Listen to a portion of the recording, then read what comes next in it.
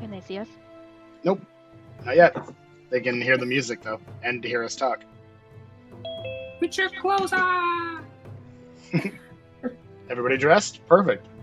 No time. Or they'll kick off you. Turn you up.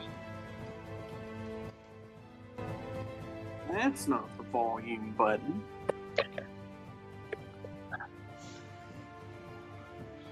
Let me get the thing going for audience. All the homies.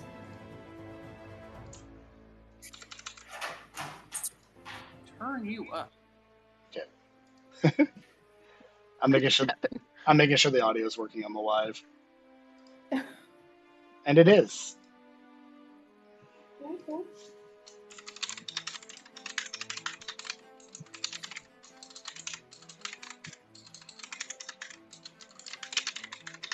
Oh man.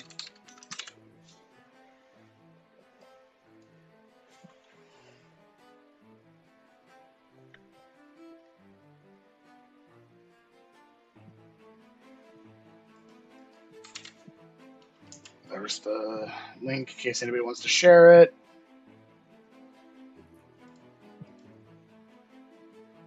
Sharing sucks. Sure.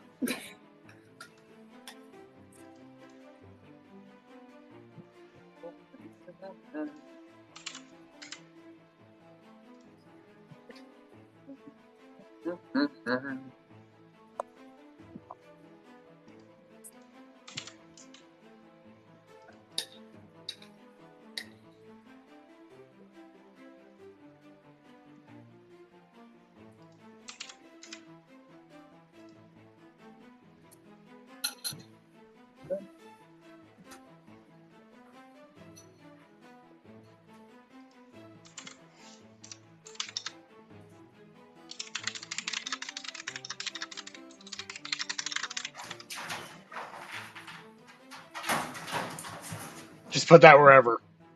That was a ruckus. That's exactly where it goes. All right, we'll be starting here shortly, guys. I have to get through a couple things and then talk about a couple things once we start. Doubt that's allowed on video. What's that? Huh? I said, I doubt that's allowed on YouTube.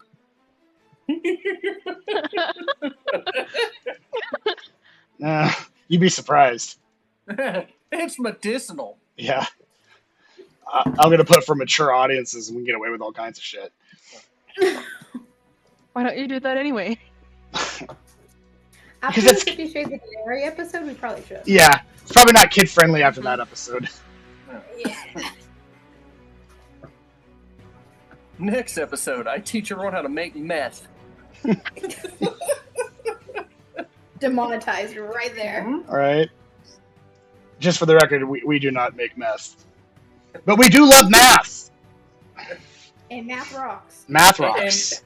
And you need math and science to make meth. So, there you go. Just saying. Let's see. At least that's what that Walter White guy was saying. It's going to like pop up and say your stream has ended. I was like, wait, what? It's like, wow, YouTube was watching our stream? That's awesome. I'm going to get a message from my boss. Yeah, mandatory drug check. Luckily, I have my card. You have a card for meth? I wish. But... Yeah, he has a meth card. Yeah. It's only in rural Oklahoma. I'm gonna have to start like a meth reader count, like how many times the word meth was said in this single episode.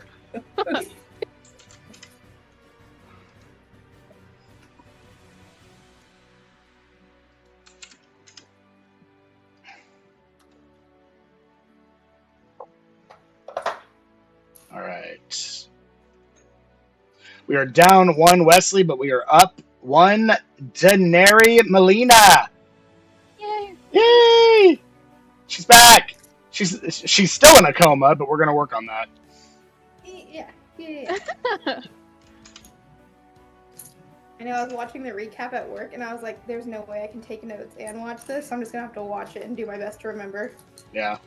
Last I remember, I was asleep on a boat on an airship while everybody was like talking and everything. Something like that. Yeah. I don't know what's going on. I was asleep. Okay. I think that's good. All right, so I'm gonna go ahead and we'll go ahead and start the live here. So video on. All right. Okay, so it's been a long time, it feels like. So welcome back. Sorry it's taken so long, guys. July is a very busy month for people, so we're gonna do our best to have games, sooner, but life. Basketball. So we are unfortunately going to be without Wesley tonight. Just he's dealing with a lot right now, so it'll be up to him whether or not he wants to share that information. But he will not be with us this game, so we will be keeping him in our thoughts. Melina, you are back. Welcome back. Took a little bit of a hiatus, but which is good you're back because we need you to make sure that people don't need to poop.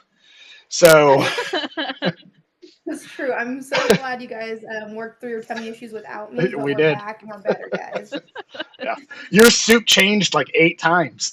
All right, so Shout out to those workers. yeah, right. Okay, so just a quick recap because I'm sure everybody's going to need one, especially the people watching. If you have not seen this, or if this is the first time you're watching this, or you have not seen the last episode, I would definitely make sure you take time to watch that because otherwise, a lot of this isn't going to make any sense. So we last left off with basically Scala telling you about a particular item that is needed to better perfect time travel to be able to go back 200 years as opposed to 100 years, which 200 years specifically is when the group known as the Thing Gang had fallen, or so is believed, to the World Ender because they basically completely severed the timeline. And scattered it into pieces, and right now it's basically our group caught in the middle of a civil war. Well, I didn't say a civil war. Caught in the middle of a bloodbath war between devils and demons who are trying to race to put the timeline together first, because whoever puts the timeline back together properly is basically going to be in control of the material plane. So it's going to be a way for devils or demons to be able to walk on the material plane, like the gods of them being able to walk in the material plane as opposed to just having influence and followers. So real bad if either one gets control of that. So that we're basically Scala's working on a way to put the timeline back together, and she needs as much help as she can get to do so. And Jorvik is her star pupil that is essentially very essential to what's happening because he's an evocation wizard. And when being pushed through time, there are explosions that would otherwise destroy like the average person. Any mortal would just get ripped in half by the explosions. Jorvik's job is going to be able to try to help and control that. So if you do take damage, it's not going to be fatal. So we will hope that he can successfully do that. So let's hope my rolling's good tonight. So, yeah, more or less, like I can go into more detail, but that would take up almost the entire night because it's a lot of information. So it's best to go back. If you can't watch the whole thing, I would at least watch the last 45 minutes because it's very important information of the last game.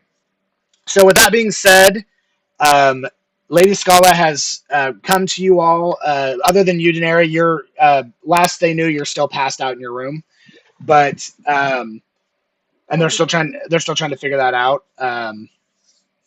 But yeah, Scala basically said, enjoy your evening. Drink at the bar, eat the food, prepare what you need to prepare, figure out what you're going to do. She basically explained to you that she is going to send you back to a specific time where there was an auction and a like costume party, kind of masquerade-ish, but more more or less. Hold on a second.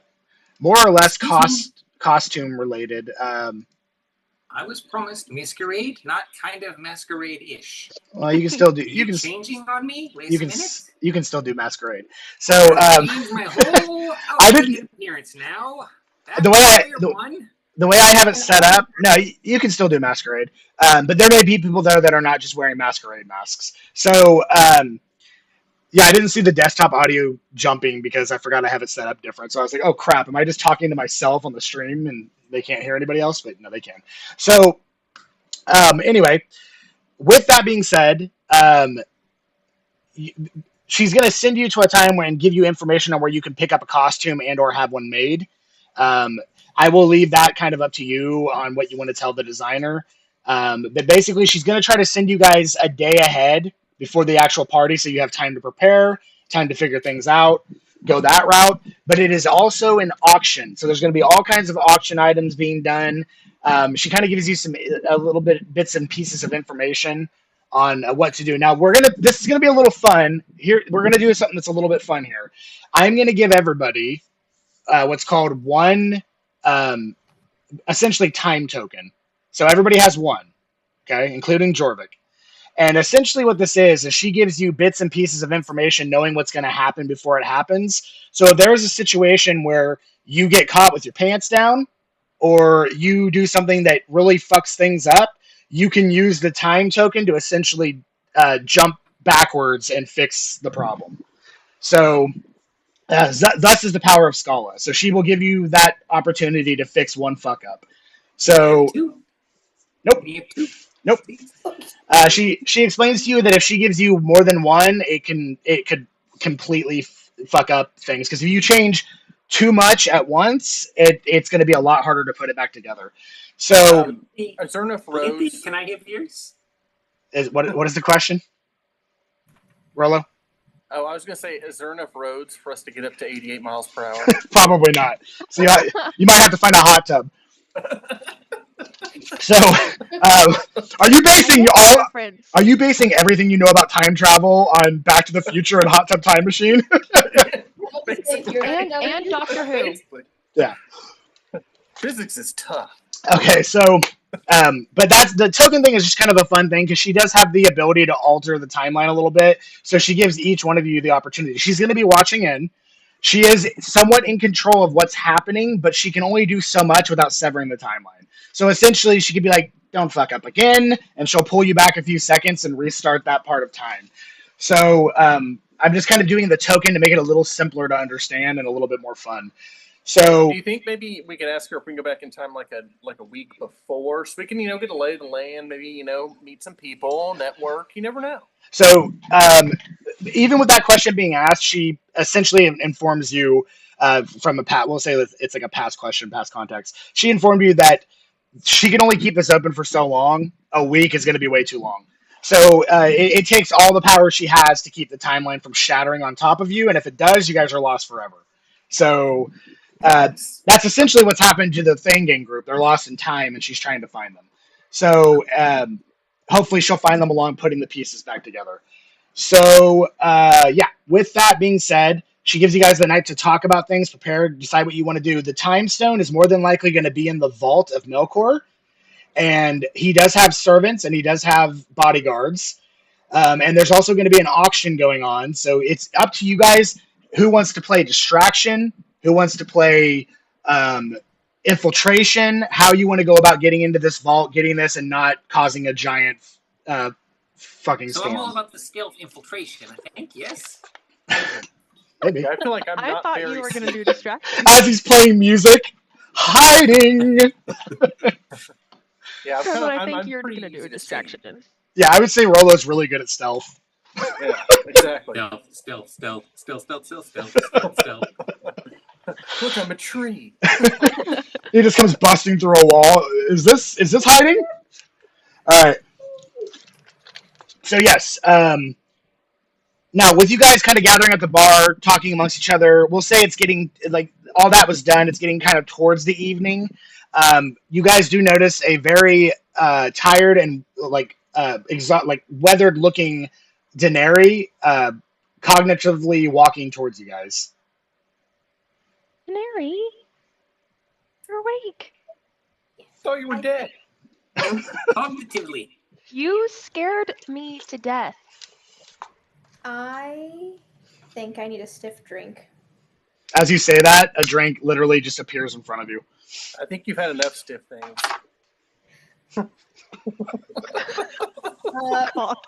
I think Zara has not been here. I did not have quite that much fun while I was down. Don't worry, guys. We're 15 minutes in. It's fine. So, Oh god. 15 minutes. It only took 15 minutes and 38 seconds for the first sex joke. Good job. All right. That's a So that is a record. All right. Continue. Sorry. Were you dreaming of anything while you were A lot. I'm not even really sure how to process it, but I have a lot of questions. So does she know everything that Scala told us after she went under? Nope. She sure doesn't. I don't Now- even remember how to what. was Melina said. does because she watched the episode. So you can I you can just say know. you explain it to her. I and do. that's fine. We're like some time dream walker situation. Somebody We walk watching is between like, timelines. I can explain it if you'd like. Of course, if I Yeah. do, you'll be very wrong. 4 hours later, and that's what Very happened. Wrong and very wrong. Dude, We yeah, can explain walk the song. between timelines.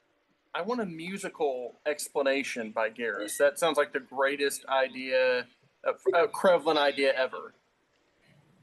I'll be silent for like quite a while during this session. I could write it. You're gonna turn the entire recap into a Pre-write song. them. When I pre-write things, they're pretty quick. But if I don't pre-write anything about it, then it's going to take me a while. Turn the entire recap into a song. So yeah, I basically catch her up on what Scala Okay. said about us walking through timelines. So, Daenerys, you've seen a lot of shit in your life, but this kind of seems like it might be too absurd to be. Basically, this True. ship is made of dreams. That's what they tell us. Dreams. Yeah, it's Yeah. really crazy stuff. Yeah. I still Like- can't really wrap my head around it. Or like fever dreams or like No, Oh. like, look, I hold my hand out, and then boom, there's a drink in it. A drink appears in his hand. Yeah, this ship is crazy. Yeah. But like anything you want, you get. And The it's kinda, towels. yeah. The Yeah. towels are sentient. Hey, we met a new guy too. Wait, Um, did she met Wesley, You didn't met a she? new guy, didn't you? I- No. No, I don't. Maybe. The I think. mattresses are memory like she foam, was, like, which is half actually out a of it. bad thing. I want my mattresses to forget everything. As you say that, Jorvik walks up behind you guys and taps, kind of pats Daenerys on the side. Says, "Ah, you're awake. Good." Yes, I think. Where is Lady Scala? I feel like I have a lot of things to maybe process. Yes, Lady Scala is currently meditating, so she does not. How do I say this? Fuck things up when she sends us through time. I would let her have her rest, but she will be here tomorrow morning to get started and to send us where we're going. And don't worry, if there's any booms, I'll take care of it. So we're free till tomorrow. You're free till tomorrow morning. Okay. Well, I would like a magical drink to appear in my hand. A magical Like drink appears- appears. the world's greatest ale. A magical drink appears in your hand, and the mug says "World's Greatest Ale" on it. Oh, nice. I just chug it. I think Krevlin wants a drink. As soon as you chug it and set it down, it slowly starts filling itself back up. Me too. I want some. See, I want some. If I ask for it too, will it be a paradox? Because if his is the greatest ale, then I get one and it's the greatest ale. Which one is better? So as soon as you say Ooh. that, another one pops out of it and slides over to you, and it says "Also the greatest ale." Definitely not a paradox. Oh my gosh. Nice. You laugh, but that's what happens. Convenient. We're going to use our coins to get drunk. Can I use my coin to enjoy this drink again? the coins don't work yet. You haven't gone back in time. That's for real. It's like you're gonna be like land and like fuck. I wanted to be like 5 feet closer to the door. Using my coin. We're going to need some more coins there. You know? That We're drink about was the coins. single greatest experience of my entire life, and I'd like to experience it again. I think you guys are completely forget it. missing the point Hey, of this token. Hey, can I imagine like 1,000 gold in my hand? Nothing happens.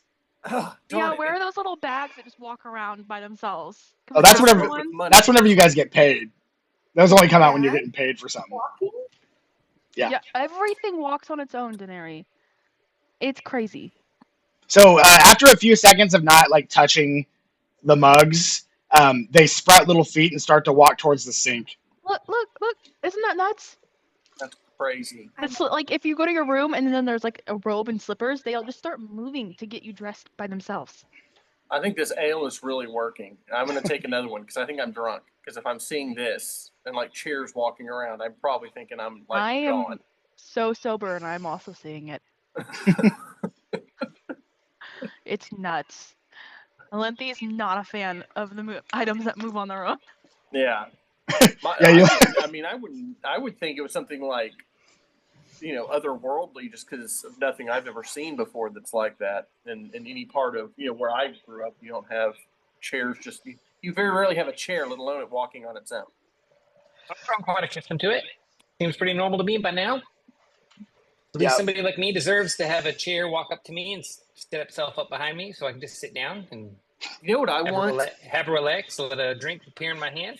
I think what This is as things should be. I think what you deserve, Krevlin, for all the musical stuff you've given us, I want to wish that the greatest tribute song ever is played in your ear of how much we appreciate all your songs. What? I don't really understand how the ship dream thing works. But I don't think that's how it works. It's just I'm the dreaming it. objects. I dreamed of a beautiful song for Jorvik Krevlin. looks over at you and says, "It's a mixture of science and magic." It's just physical objects that move. You can't just come up with anything you want. Well, Yeah, I mean rules. there are stipulations to things other than food and drink, and I mean you can't wish for 1,000,000 gold. I mean you could, but nothing's gonna happen. Yeah. If you're supposed to be paid, the money will find you. But I can't wish. I can't like dream of like Wish for 1,000,000 soothing wishes.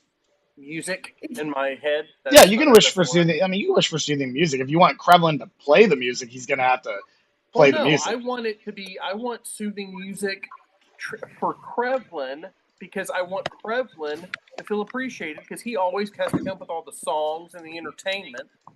And it'd be nice for him to get entertained. I understand. He deserves it. But I enjoy it. And if you just let the AI do it, if you just let the magic do it for you, then what's the point of doing it at all? I might as well just not even do it anymore. No, this way. Just type in. I mean, if you just think the prompt and then it just happens, well, then what's the point of the artist doing the art anyways? This way. Honestly, you've kind of rendered me useless. This word now. Is what I'm saying. This word you said. This word you said.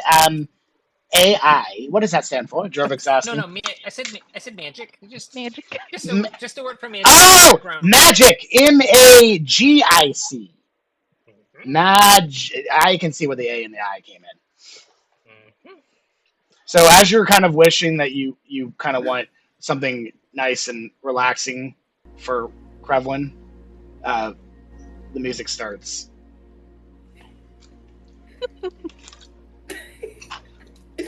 That's very nice choice, Rolo. Excuse me, It's kind of sad. Excuse me, I have to go vomit. He walks away. It's all wrong. It's all wrong. You see, It's the music has too many. Yeah, it's got too many fingers. It just isn't right. This guy eats explosions and he doesn't like this music, so I feel like I shouldn't like this music. I was picturing like a little harp, like upbeat music. Even when it's right and it gets it where it looks close, it's still something's just not quite. It's just a little bit off. It just isn't quite right. How about something more like this? Intuitively, you can just tell. That's much better. Jorvik comes back. This is my kind of music. We like this one.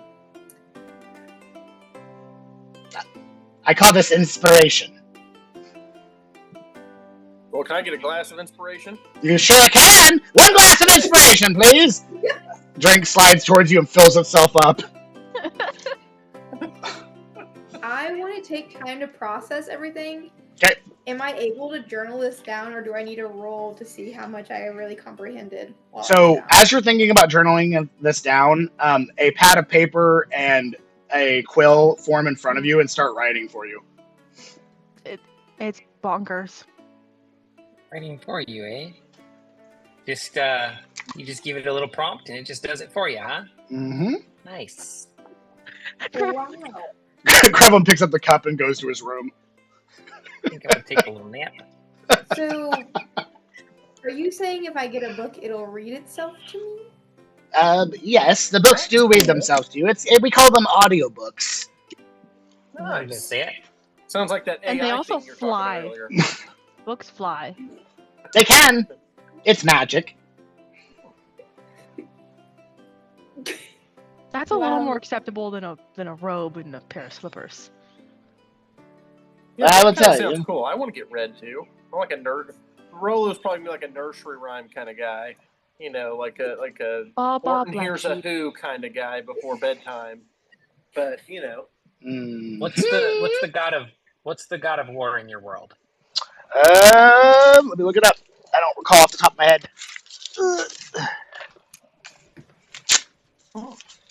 This is gonna be for a silly joke, so I sure hope it pays off. let him do it, Ryan. You're gonna say it, and we're just gonna be like, Don't make fun of my gods! Hold on. I don't have it here. I have it on my computer, so I'll find it either way.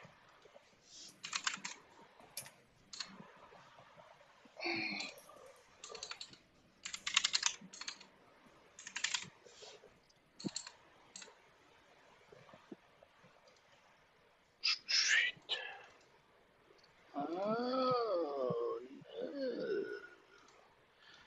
Well, anyway, continue role playing, and I'll tell you when I find it. You can make the joke when I find it. So, I hey, think Gareth. I think the time is probably past. I don't know that I want to make the joke anymore. Hey, yes. Hey, I control time, so. Hey, Rolo, what's wait, up? use a token. Use a token to go back. You can't use the tokens yet. You haven't time traveled. I'm able to use the token. I'm going back to this moment right now. I feel like I need to explain the rules again. We're gonna be grounded before we even get to go out, guys. No shit. What's up, Rolo? Mm-hmm. High five. High five. You can do the high five as high as you want because I have mirthful leaps. I can jump pretty high. Oh, nice. So, I'm probably like 12, 13 feet, I would think. Probably around there when I jump. I think you're 8 feet tall. I'm 8 feet, but I have arms. You got to think of my standing reach. Yeah, he's and got a jumping. vertical reach, bro.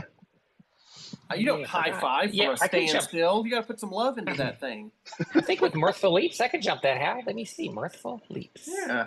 So we're down for this party heist, though. Like we're doing this. Yes.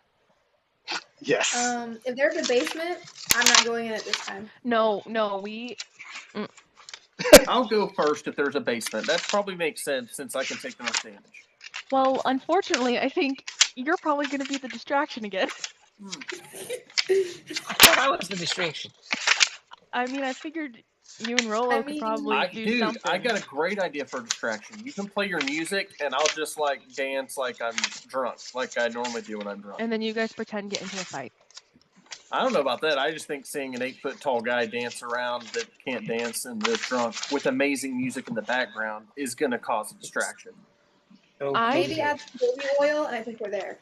Yeah. Yeah, that too. I think it would cause a pretty funny distraction if you guys like got into a fight, but then Krevlin was just beating you, even though it's like looks almost impossible because you're so big, and everyone's like, "Oh my gosh, how is he winning?" So you have to. How does that feel? How is that good for me? It's not, but it's a good distraction. I just get beat up. I mean, look at it this way: in 100 years, who's gonna care? You know what I mean, though? They're like, man, does not like the Kremlin's gonna get crushed because he's just a little guy compared to you. You're just a little guy. Yes. Well, I can't. I'm not that little. I've Well, I got know. horns. True. Yeah, he's got horns. You guys just make a big show about it. You gotta watch out for that.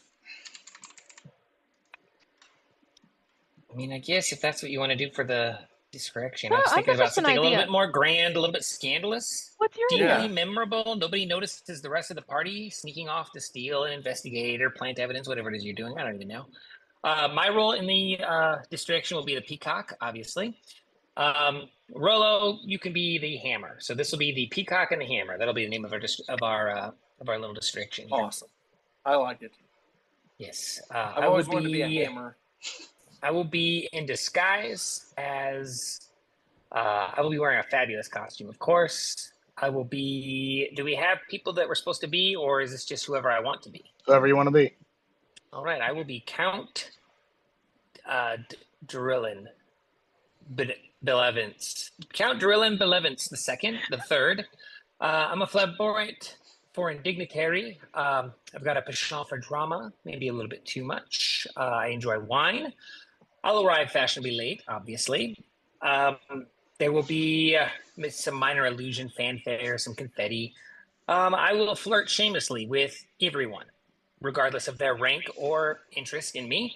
I will accidentally insult a noble's taste in masks, and I will spark a little bit of drama early on. I will declare that I'm going to perform a spontaneous operatic musical note. It's going to be about heartbreak. Or maybe cheese. I don't know. We'll decide that in the moment. That's not the important part. Eventually, I'm going to challenge somebody to a duel, but not a normal duel. This will be a duel of seduction, which is, of course, a dance-off, mostly. Rolo, your role. I was thinking I was thinking I could be your body. Like yeah, all right. You don't do the same trick twice. It worked last time. Yeah, your costume is going to be your normal armor.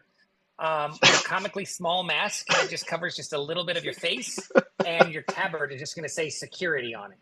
So as you guys are in block letters, as you're explaining this, earpiece in so I can tell everybody, and pretend like I'm phoning other security people, but it's just our team. Exactly, and you're not going to say a single word. You are a silent but terrifying bodyguard. Yes, oh. I think this is that didn't work last time. Love this. You are the silent and extremely intimidating bodyguard, yes? Extremely. And, yes. You guys see Jorvik writing all this down like vigorously. He's like, intimidating bodyguard. It's important, Rolo. When prompted, you will perform impossible feats of strength. I prefer my own penmanship. Multiple nobles at once. You'll be balancing on furniture. You will bend forks into roses. I'll have to teach you how to do that if you don't know how. You've got the strength for it, but I'm not sure if you have the artistic flair. Later, I need you to pretend to be extremely jealous of somebody talking to me. Okay.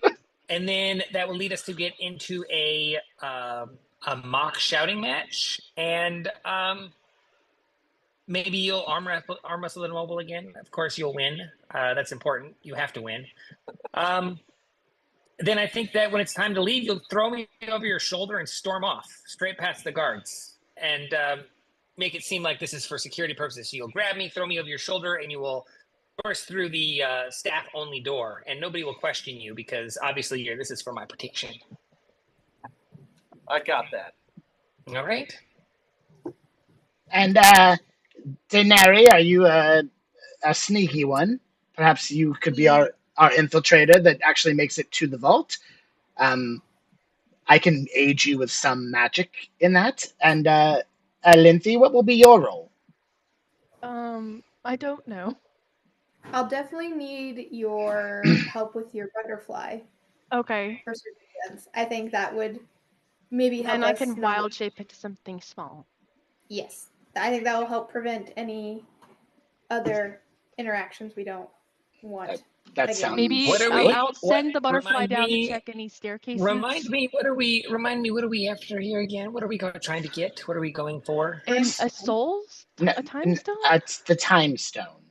Yes. Time The stone. time stone. What do they at the party think that the time stone is? Just a pretty rock, or do they know it's a time stone? Or no, they believe it to just be a very valuable rock. They are not. To my understanding and the research I've done, they're not aware of it having any magical powers because there are elements of it that we need to perfect the 200-year time travel, but the rock itself is mundane past certain alchemic purposes.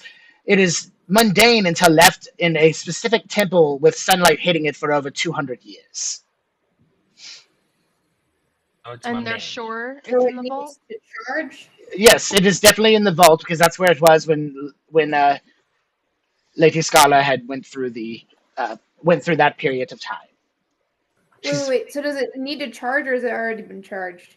No, it would need to be charged. However, she needs it in order to go back further than we already are, and then needs it to. Essentially, what her plan is to make it to where she can actively send us 100, 200 years back, or bring us to the present and make it a much easier and less dangerous situation.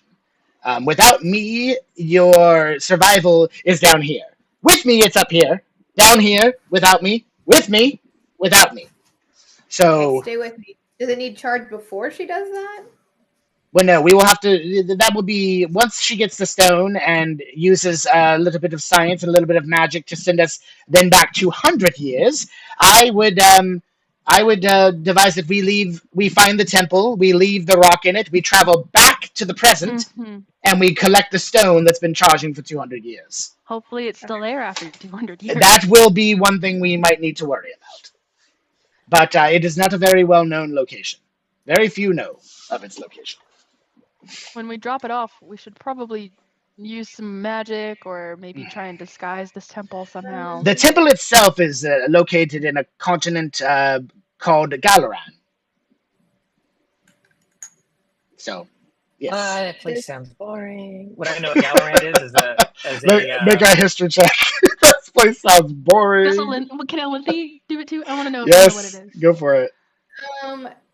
Did I see any of that area during my dream jumping? Make a history check. 15. You've heard of the only thing that pops out to you of Galaran is it's the continent of dinosaurs. I got the same number. Boring. I got a couple message from watchers that the audio's kind of wonky. Oh no. Wonky. In what way? Let me see. I'm asking if it's going in and Is out. it or me? what it's doing. Is it a particular person? Maybe it's me. Hang on. Let me unshare the audio real fast and listen to that. Hang on.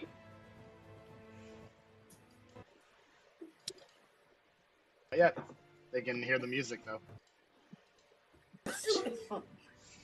War between devils and demons who are trying to race to put the timeline. So Do you think maybe we can ask her? It's not me. I'd feel like terrible. Like a week before, so we can get a lay. Mainly when DM is talking. Yeah. Yeah, you. I mean, Let me see. I would think it was something like I'm not the problem. otherworldly, just because of nothing I've ever seen before that's like that, and in any part of where I grew up, you don't have. Let's see. You very rarely have a chair. It goes really loud to really low on your audio. Is what they're saying. Seems pretty And I the think other it's whenever person- you are louder somebody like me sometimes. deserves to Like, have the it louder too. you get, the more it cuts out. Possibly, there might be something on it that's trying to protect the audio. Yeah, possibly. Dang it. Let's They're look. killing our fun. Let me take all the safety features off. No. It's also like my microphone's way over here, so it's possible when I'm turning, maybe it's not catching it as good. This is for mature audiences; they can handle it. But yeah, apologies, guys. Just try to turn me up. I was listening to a little bit of it. It didn't happen to me, but if you're watching the whole thing, you're obviously going to have more opportunities to hear it mess up than I am. So apologies for that. Hopefully we can get it going okay. I'll turn the dB down a little bit and see if that helps. Okay, so let's continue and just hope for the best. So, but thank you for letting us know. So, Did you? either way. Yeah, Alendi can't wait to go to Galaran. to study a dinosaur so she can wild shape into one. Yep. So she's less. Ooh. She's less Dinosaurs bored. are pretty exciting. Yeah, it's gonna be so exciting to go there. I got a 22 for my history check for my coma remembering. Yeah. So it's weird. You have like almost fever dreams of a group of people that it was kind of like you were watching from over the shoulder of someone else, and you just remember bits and pieces of it. You remember traveling with them. You remember some type of encounter with some type of large beast, probably some type of dinosaur, and you recall um, essentially, basically, more or less, bits and pieces of like there was water and then there was nothing. And there was jungle, and then there was nothing. It's kind of hard to recall, but you were getting bits and pieces of it. But you know that that's where you were. Like Galorand sounds very familiar to the fever dream that you were having. Well, I think I know the whereabouts of this temple, but also I think I also really want to ride a dinosaur, guys. If we're putting our dreams Yeah. out there. Oh, for sure. I think I could probably tame one. Or maybe if I get to turn into one, you guys can ride me. Wait. Let me rephrase that. I was waiting for Rolo to step in on Jorvik goes, excuse me, I need a minute. And he like walks away. You guys, I can take you for a ride? I'll be right back. I'll be right back. Is that worse? You know what I mean. I mean, better. I mean, worse. I don't know why you'd say worse. I'd say better. Hell yeah. Like a carnival situation. Hell yeah. Oh, wow, yes. I like where this is going. Oh, God. Dang, I didn't know how many more shades we could get into this. But here we are. Well, if Like anybody this can- carnival roleplay scenario you got going on. I mean, do it. Stop.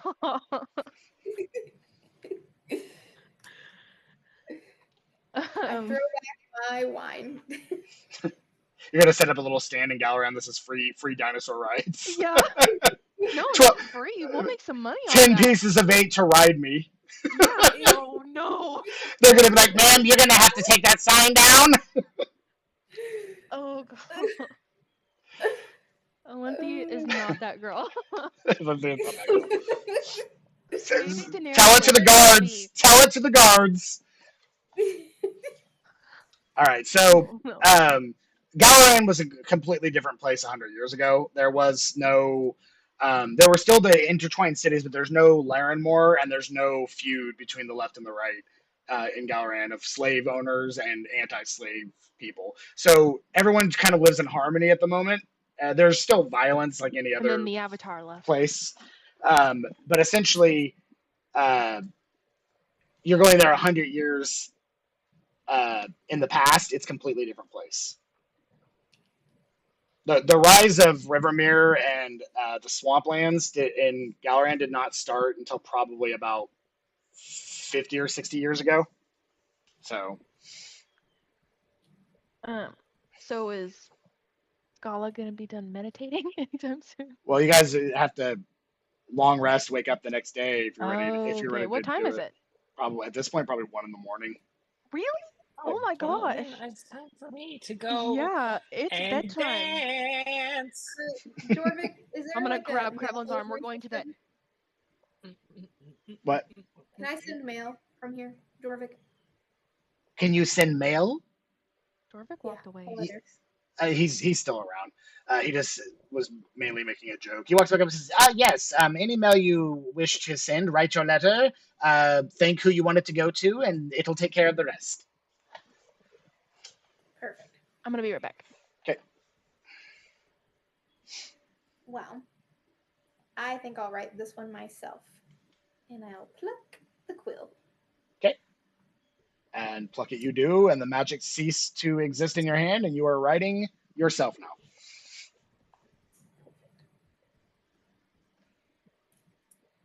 Is there any concern that there's anyone that could know of us at this party, guys? Do we We haven't exactly had a low profile. So Jorvik says the only person that will be aware of what we are doing that has, in a way, been informed by way of letter left previous. The person that will be designing us the costumes will also have our invitations, as well as be vaguely aware of what's happening. Now, they won't necessarily know that you're from a different timeline. It's best not to tell them that, as it kind of complicates things, and people tend to get a little scared when you talk about the future and the past as two different places. You know. That would be a little problematic. Anyway, I'm off to catch some Z's. Best of luck. I don't get in any explosions. And he walks away. What's everybody else doing? I'm going to bed. Okay. I'm gonna write a letter to Zara. Okay. What is the? Do you want it to? Are you wanting to read it for the audience? I mean, nobody else is going to know what it is in there, or do you just want it to be known that she's receiving a letter?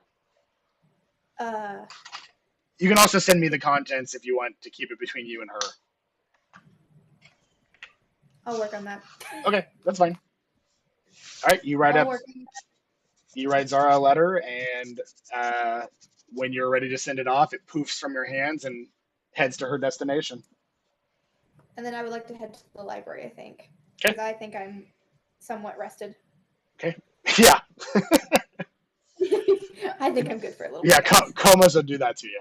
So you head down the ladder head to the library. The books are still flying around doing their own thing. There's a few crew members that are kind of like relaxing down there, just kind of like, reading and doing their own thing. Other than that, it's just very peaceful down there. Tranquil. Quiet, as the library should be.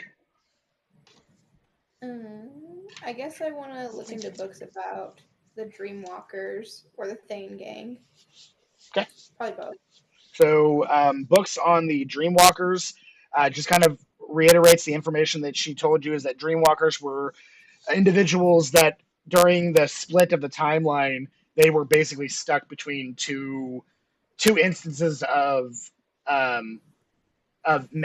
major choices, and because of that, it gives them the ability to walk between the fabrics, whereas the traditional person cannot do that.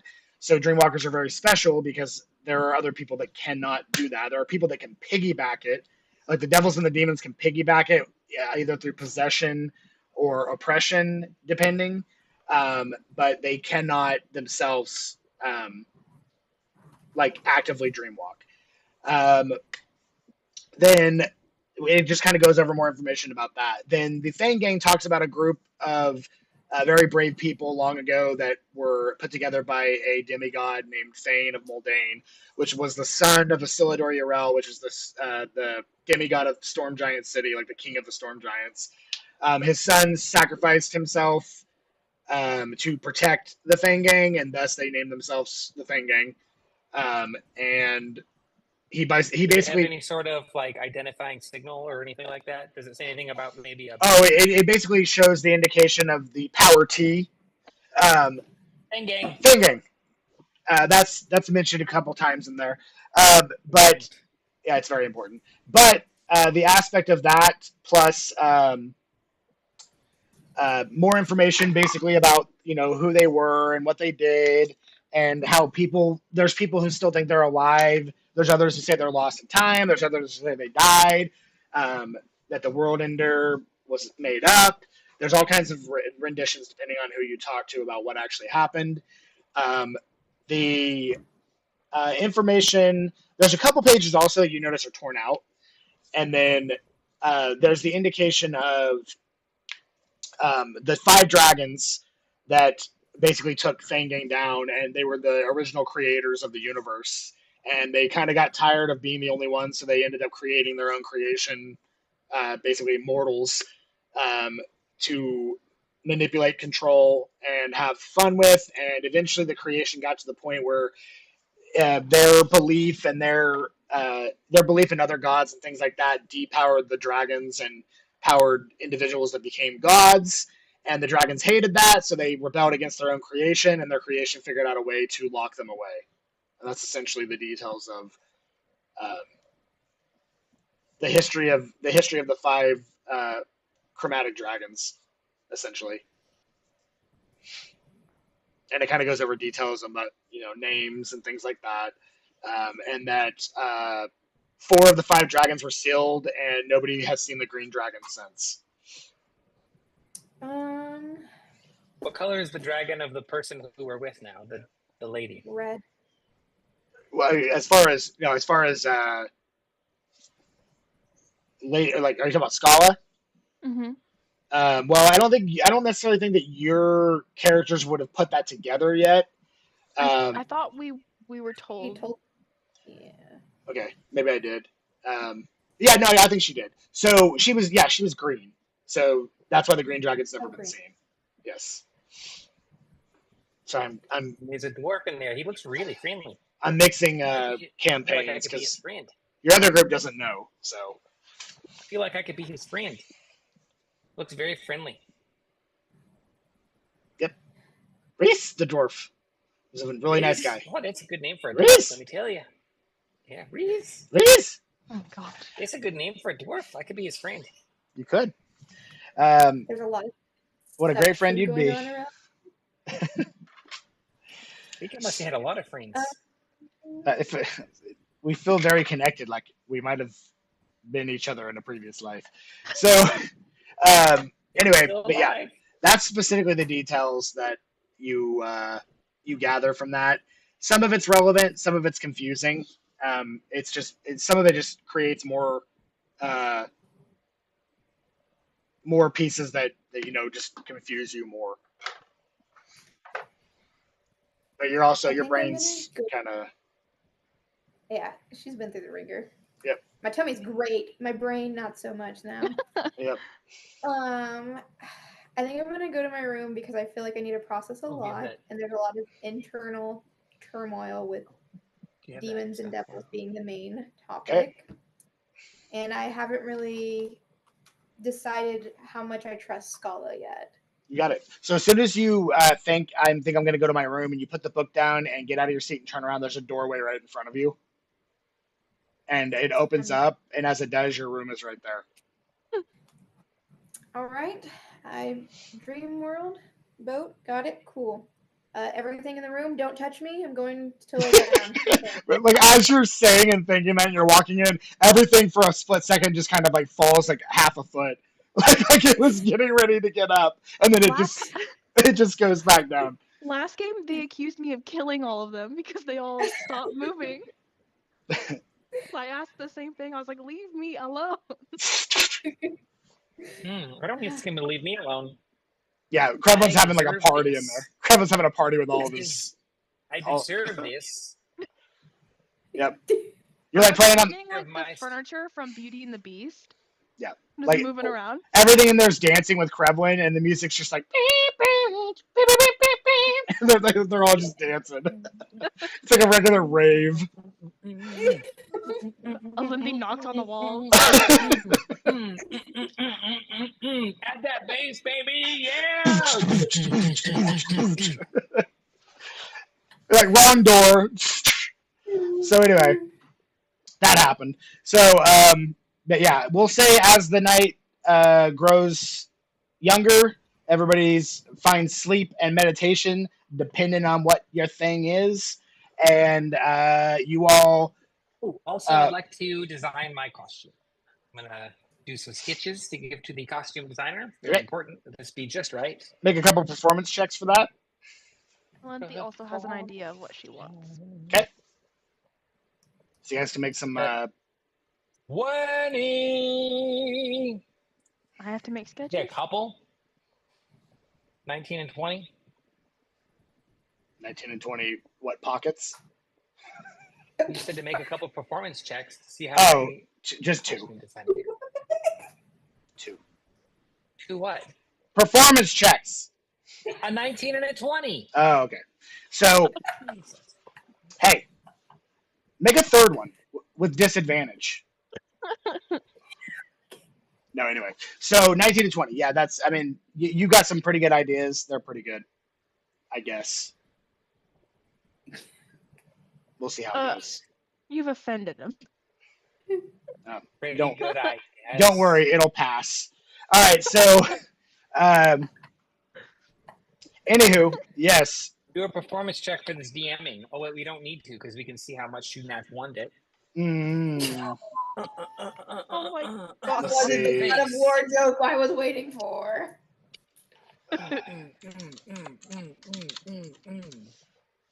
Burn. Krevlin, rest in peace. Wait, what happened? Ooh, I get to be another character. I like making characters. I put I'll miss Krevlin. I put R.I.P. on his name. Anyway, Oh.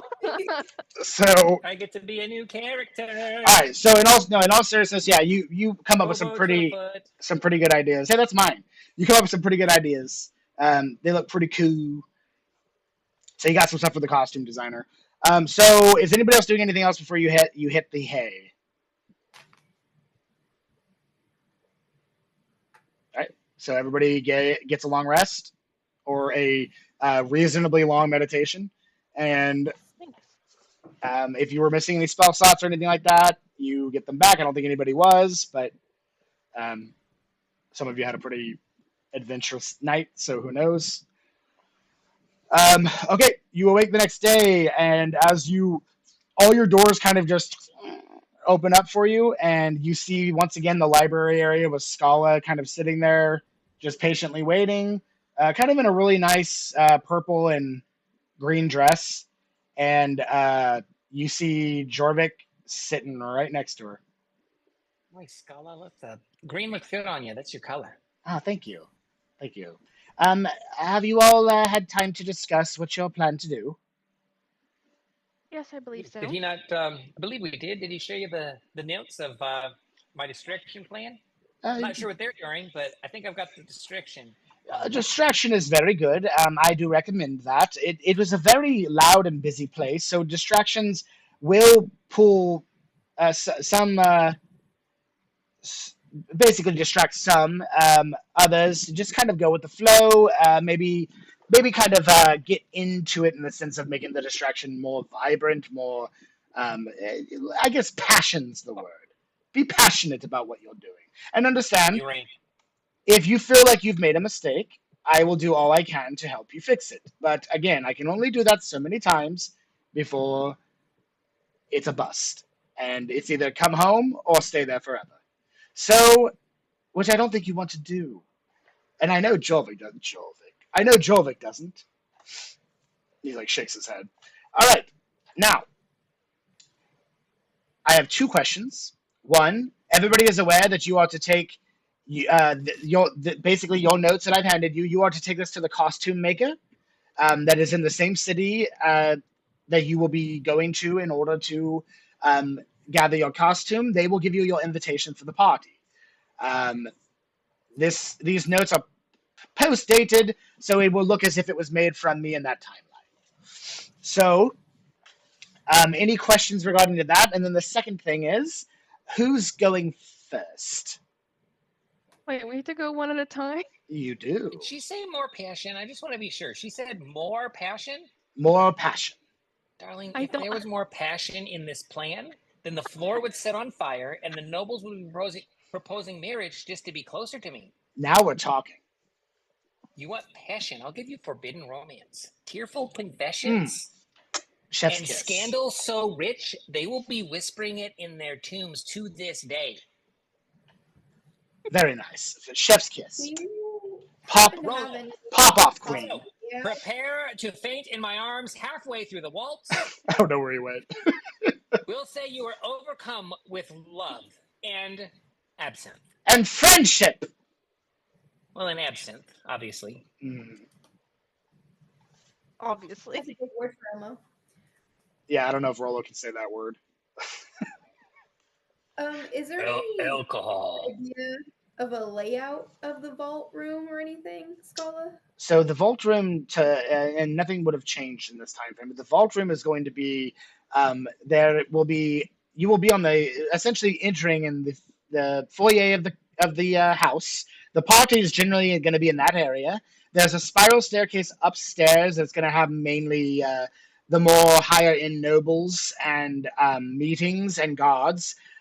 Then there's going to be there's going to be a level that takes you down to a basement, and the vault will be amidst in that area.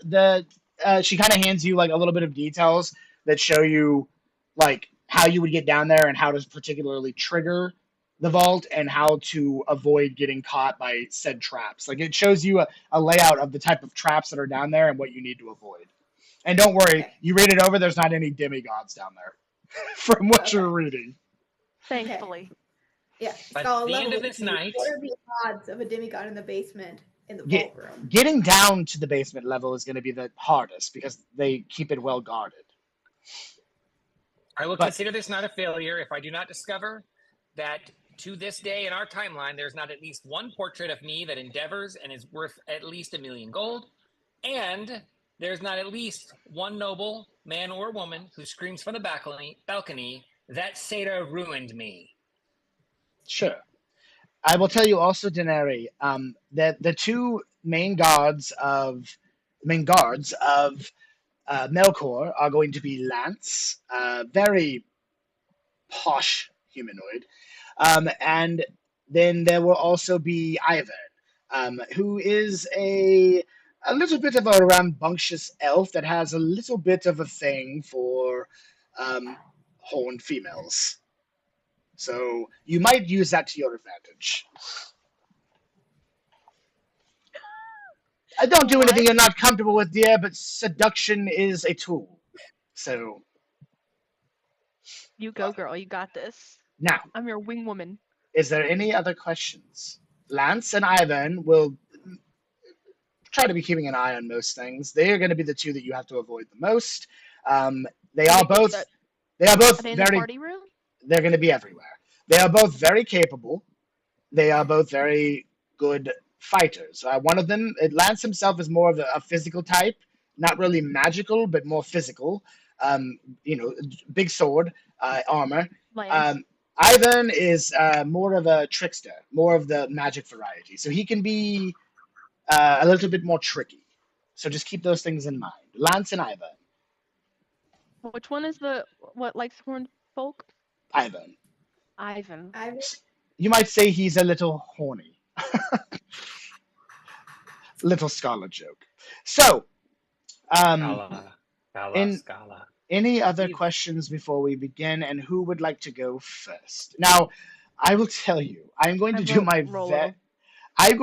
very best to send you as close to the city quarters without making a scene. I will send you about half a mile north of the city. You can just make your way. The roads will tell you where you're going. If for some reason during this something happens, don't panic. Jorvik should keep you from dying. Right, Jorvik? Theoretically, yes. All right, perfect. I like the confidence. Thank you. I'm getting better. Depending on how far from the location you are, you will need to find your way to the city. Still, get your invitation, get your costume, and make it to the ball. Now, I'm sending you there. It's a night party, so I'm going to send you there roughly with about 12 hours to kill before you need to worry about anything. A short nap might be necessary. I don't see any reason why you would need a long rest. The costume design, very important. Do we know how to, is there word for them that they will be all expense paid costume, however we... The notes I've given you. So she did give you all notes that give you your costume and tell her that you are to be given an invitation. Okay. Yes, very important that I get my costume made. Absolutely. I'm ready. All right. I'm ready. Let's go. I'm ready. I'm going to jump. You want to be the first? You're going to blow me? Okay, sure. You're going to blow me up? Is that... Thank you for finishing your sentence. You're gonna blow me up. Now, just This is how the magic. No, listen. Just relax. This is how the magic works. Just relax. It is a very, very, very rare chance of anything going dreadfully wrong. It's all right. Go ahead. I am ready. Treat me like a broken Nintendo cartridge. All right, everybody, buckle up. Now, let me get in my groove here. Jorvik, ready? I'm ready. Ready? All right, Kevin, I want you to start. I want you to count back to yourself from 5. 5 to 1. Go. 5, 3, 2, 1. A little slower, please. And as you're doing that, you see this energy start coalescing around her, and it just starts forming this green orb around her. And you guys notice that everything around her is pushing away from her, like kind of like almost like a breeze is pushing it away, but then it's like a strong magnetism that is everything except Krevlin is sliding closer towards it, and everyone else is kind of sliding away from it. And you see Jorvik's eyes kind of like glowing, and he's just sitting there like ready. Oh wait, I'm gonna think to myself a drink. As you do that, a drink forms in your hand. Oh god. This is gonna end badly. Jorvik, count down for him. I think he's incapable.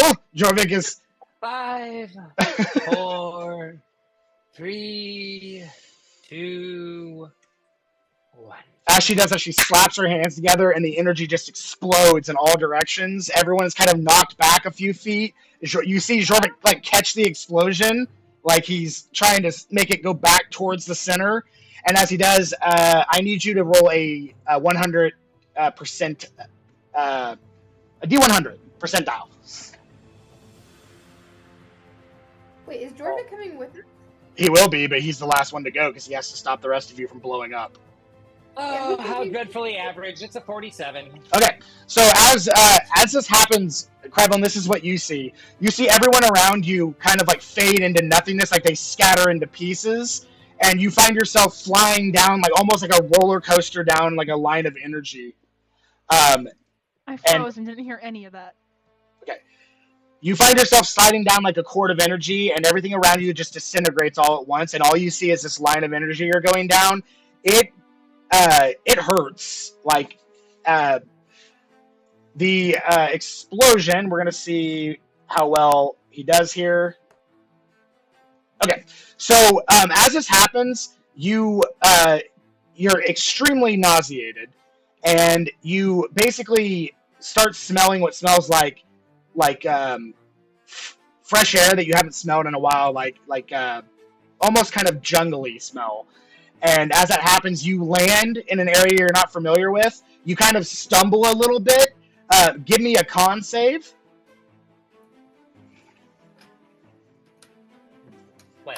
12.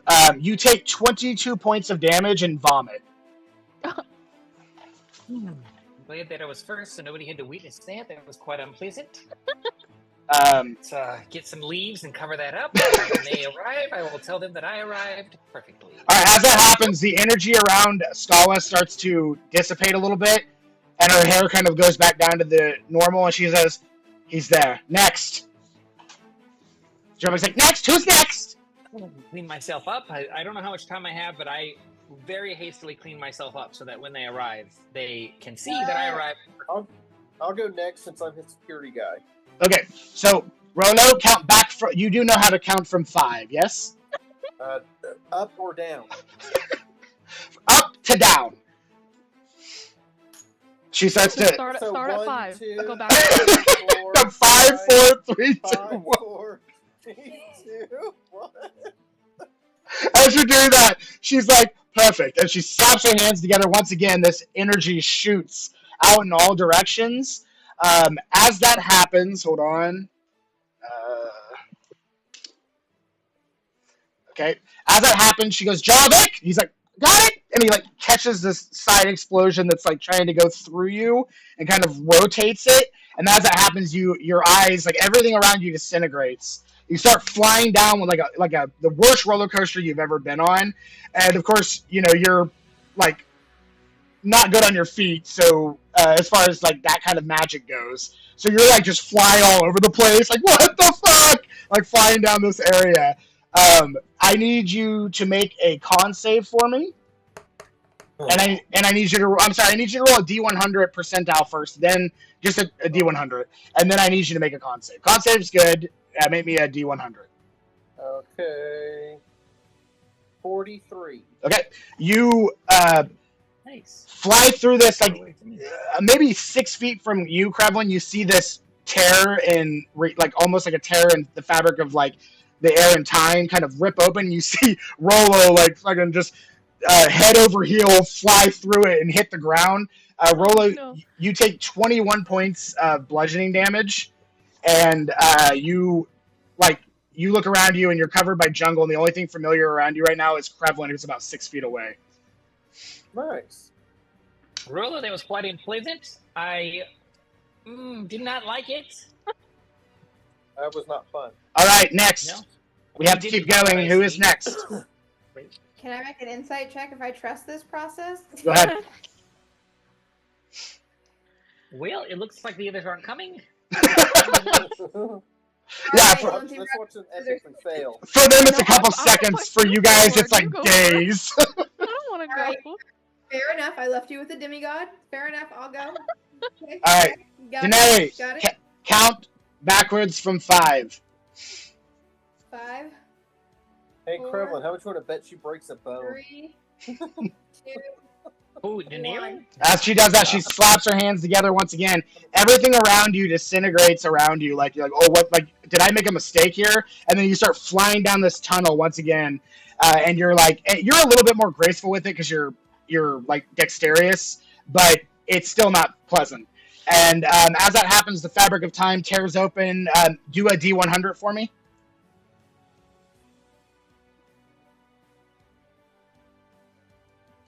20. Okay.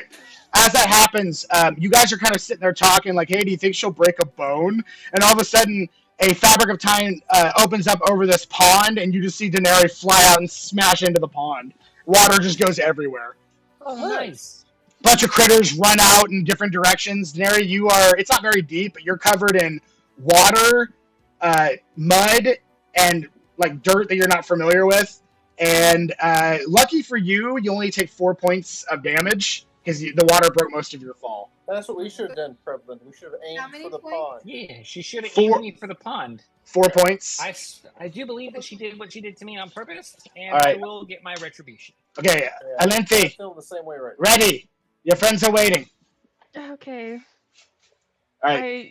She count back from 5. 4, 3, 2, 1. Good luck. Embrace it. She slaps her hands together once again. I need you to make a D100. How Roll. do you do that? So that on your What is dice, there is the fourth one down.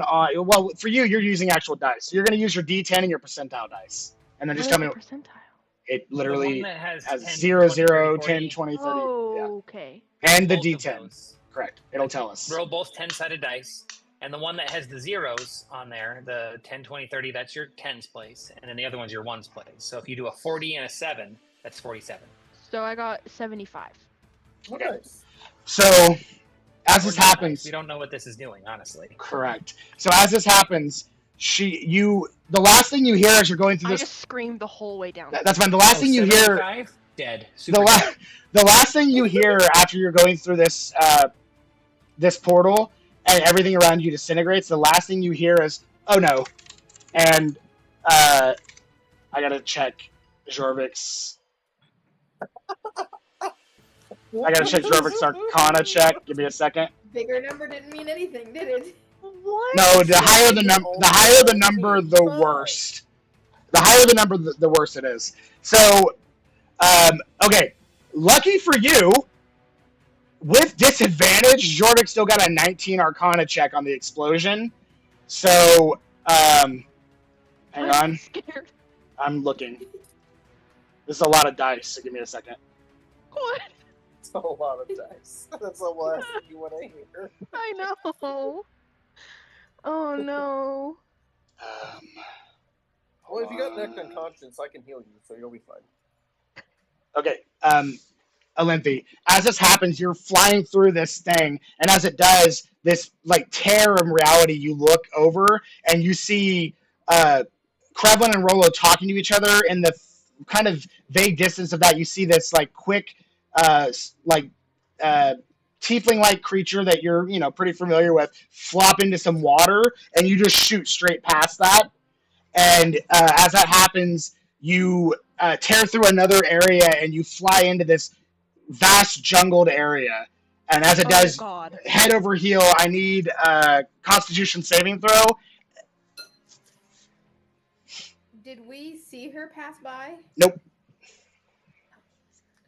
9. Okay, so you take 44 points of bludgeoning damage, and you are like bleeding and essentially puking on yourself. You might even be pooping yourself. No, So- would never. Okay, She might sorry. throw up sometimes, but she's classy. All right, that's fine. We'll say the poop goes right back up. So, Where Like a am I? class- and as you're sitting there, all you hear around you is like critters, like some frogs and some like bugs and things like that. Near you is a small body of water. You are just covered by jungle.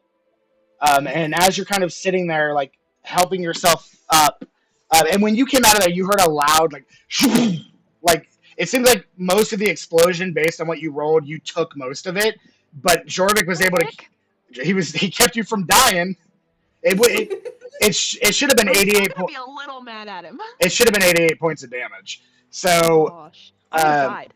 Well, you would have been unconscious. So you would have to roll like 100 to essentially take. You'd essentially be taking 100% of the damage if you roll 100. Oh, okay. So when that happens, you kind of like pull yourself up a little bit, just bruised already and bleeding, and you're just looking around, kind of breathing yourself a little bit, like, what is going on? Like, this wasn't part of the plan. What happened? Was I betrayed? All this stuff's going through your mind. You have no idea where you're at. And as you're gathering your bearings, you're trying to figure out, have a semblance of where you might be, or when you're at. That's what I'm thinking. And as that happens, you're kind of sitting there, and you hear rustling. Oh gosh! And over in the bushes is probably the biggest snake you've ever seen. Comes slithering through out towards you. And it kind of like pulls itself upright and looks at you and just kind of starts like coming towards you. And it looks like it's coming right at you. What would you like to do? Hang on a sec. Gosh. I want to. At this time, am I getting concerned because Olymphi hasn't fallen behind? We'll say yeah. Okay. Everybody else was less than a minute behind. It's been about 5 minutes at this point, and Olymphi still hasn't appeared. Earpiece? Do you have your earpiece in? Yeah. I'm gonna talk to you my earpiece and be like, "Hey, where the hell are you?" Can they hear? Can I hear them? You are more than 1,000 feet away. Truth. So. Oh. Sorry, I'm trying to. Well, I'm not getting anything on. You're muted, Garrus, unless you're not talking to me. Is anything I have gonna help us find her? Possibly. Lindsay, what would you like to do?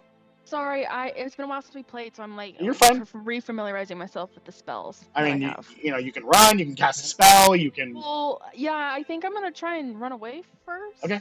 So you get up and try to start running. The snake is slithering faster than you can currently run. So it is gaining on you, but it's quite a ways away, so you're still a little bit ahead of it. Do you want to yell? Do you want to cast anything? What do you want to do?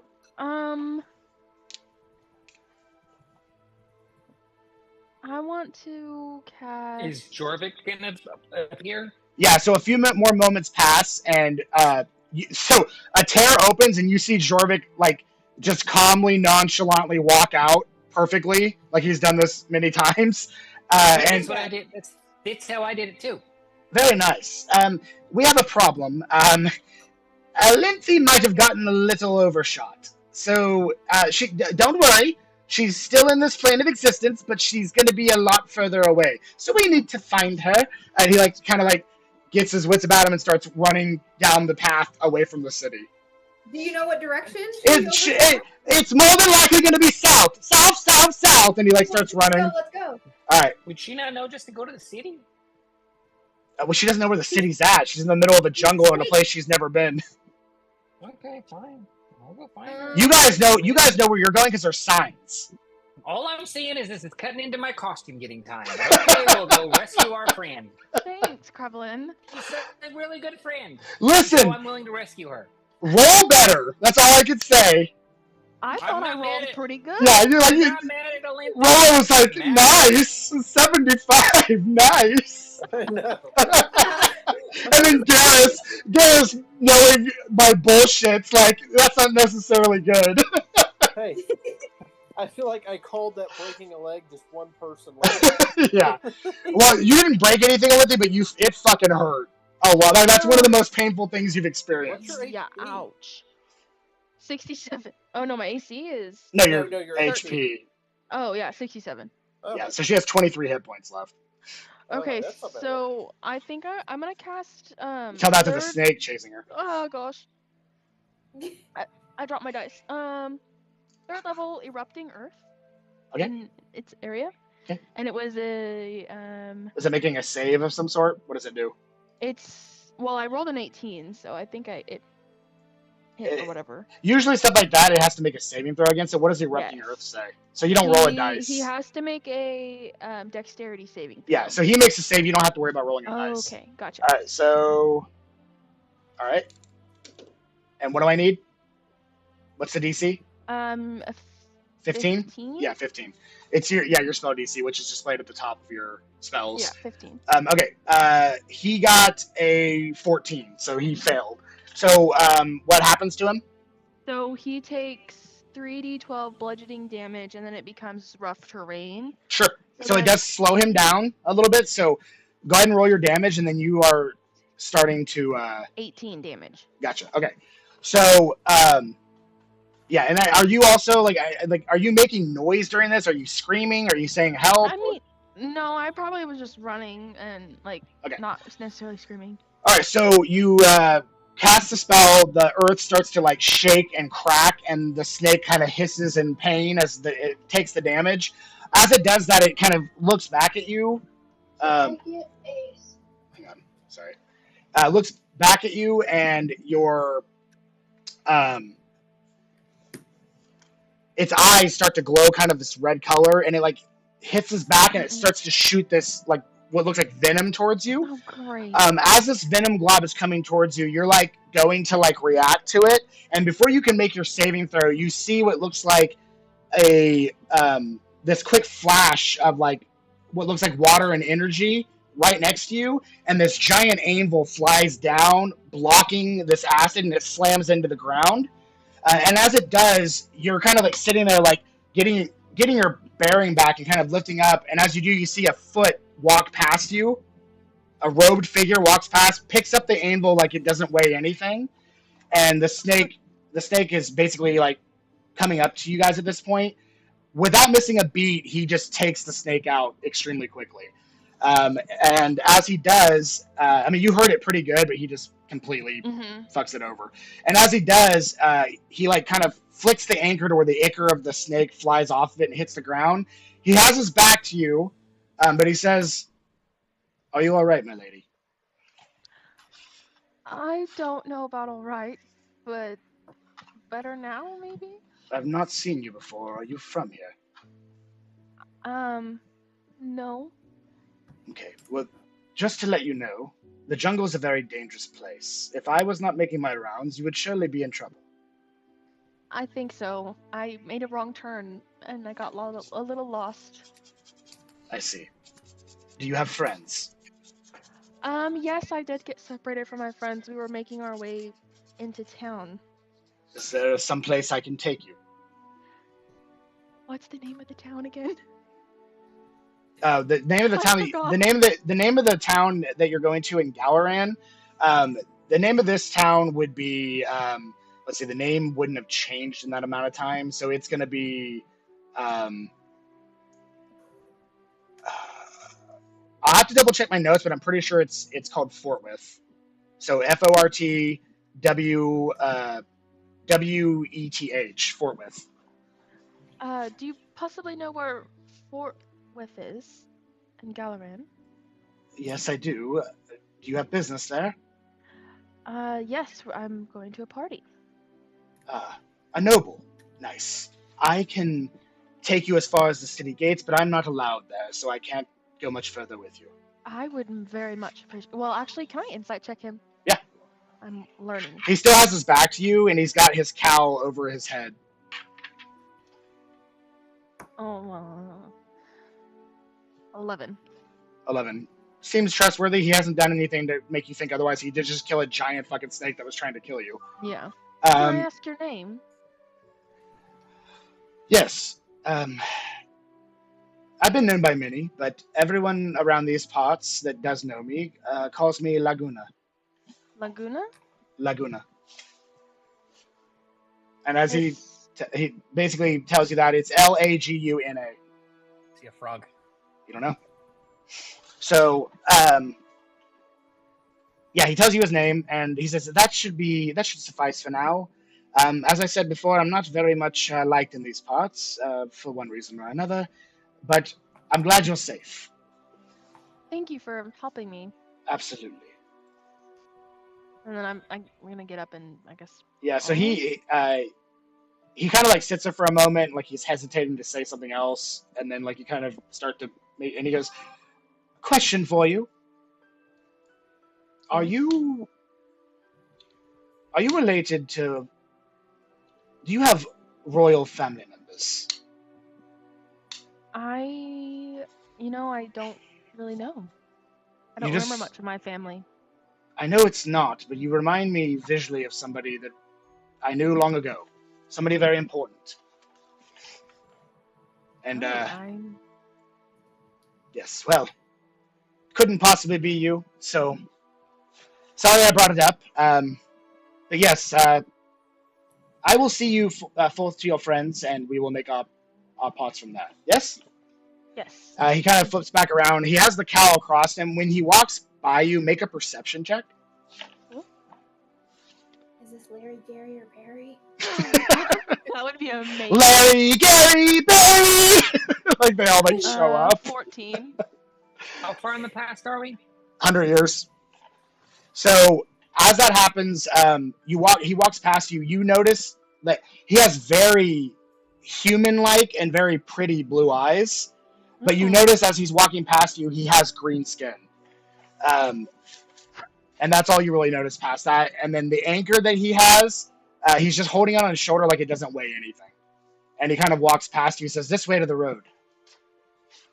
At this point, are you guys yelling Alinthi when you're running down the road? Jorvik definitely is, but I don't know if the rest of you are. Is anybody else yelling? I'd say I'm singing it. Okay. So you hear... Singing? After a few moments pass, maybe 2 or 3 minutes of walking through the jungle, you start hearing like Alinthi, like, and it sounds like a familiar voice of Krevlin. That's Krevlin. That's my friend. Good. You might want to tell him to keep it down. There are a lot of dangerous things in this, attracted to sound. He has a tendency to be a bit Very dramatic. well. I understand. Well, it was nice to have met your acquaintance. I'm glad you're okay. Perhaps we will cross paths again. Can I ask you a question before you go? Of course. How come you're not allowed in the cities? Why aren't you popular there? That's a story. Well, we did just meet, so I'm not going to go too deep into the story with it, but It's okay, you don't have. I was banished. There was a woman long ago, the daughter of the king and queen of Fortwith, that, had a daughter that looked a lot like you. I know it's not, because she had a very particular mark here. And he, like, points towards underneath her left ear. And, so I know it wasn't you, but you strike a such a resemblance. However, worst came to worst, there was a... Are you familiar with an individual named Magnus? Magnus? Correct. Should I make a history check? Make a history check. You're gonna have to roll real high to remember somebody from 100 years ago. That's true. Yeah, I would say he looks more humanoid than bullywug, though. It's a cursed frog, not a bullywug. Oh, cute. But he looks more humanoid. He's like your height. Because bullywugs are tiny. I don't know. I don't know. Seeing a resemblance. He is holding an anchor. Yeah, but the anchor he has is a lot more weaponized and like covered in cloth. Anyway. I don't know. All right, Lindsay, what'd you get? I got a 20 after tax. Okay. No, dirty 20. 20 after tax. Like, she has a list of like 100 different ways to say dirty 20. So, so very vaguely, you recall a story of an evil sorcerer named Magnus that existed a long time ago, that he took pleasure in cursing people. And there was some information about how the king and queen of Fort Worth's daughter disappeared and that they felt Magnus was to blame. And they sent out their chosen warrior to bring her back. And he was gone for a very, very long time and nobody ever saw him again. They tell tales of a frogman that came back claiming to be him, but nobody believed him and they banished him from the town, thinking that he had something to do with the disappearance of the princess of Fort Worth. This is a world of magic. They don't believe that a man got turned into a frog. They don't believe that that's what happened. Maybe he needs a princess to kiss him. No, here's the thing. He might have very well, like, they know that magic can do that, Krevlin, or Garrus rather, but they don't believe him because they're so distraught. They're looking to blame anybody they can blame. As far as they know, he's a spy of Magnus. So, sounds like they're a bunch of ignorant.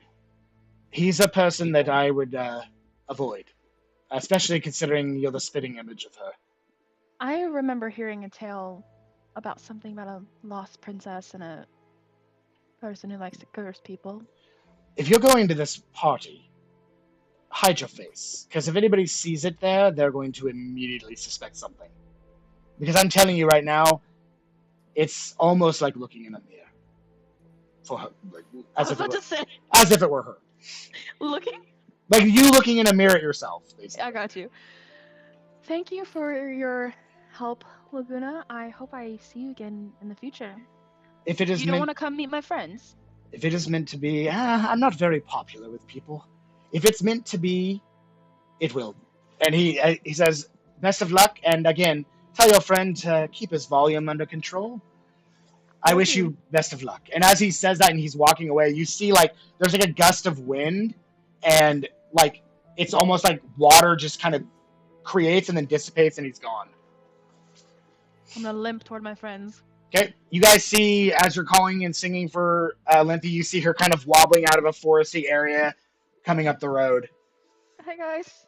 Linty! Oh my god, are you alright? He like runs up and takes like a pack out. Jorvik starts checking you,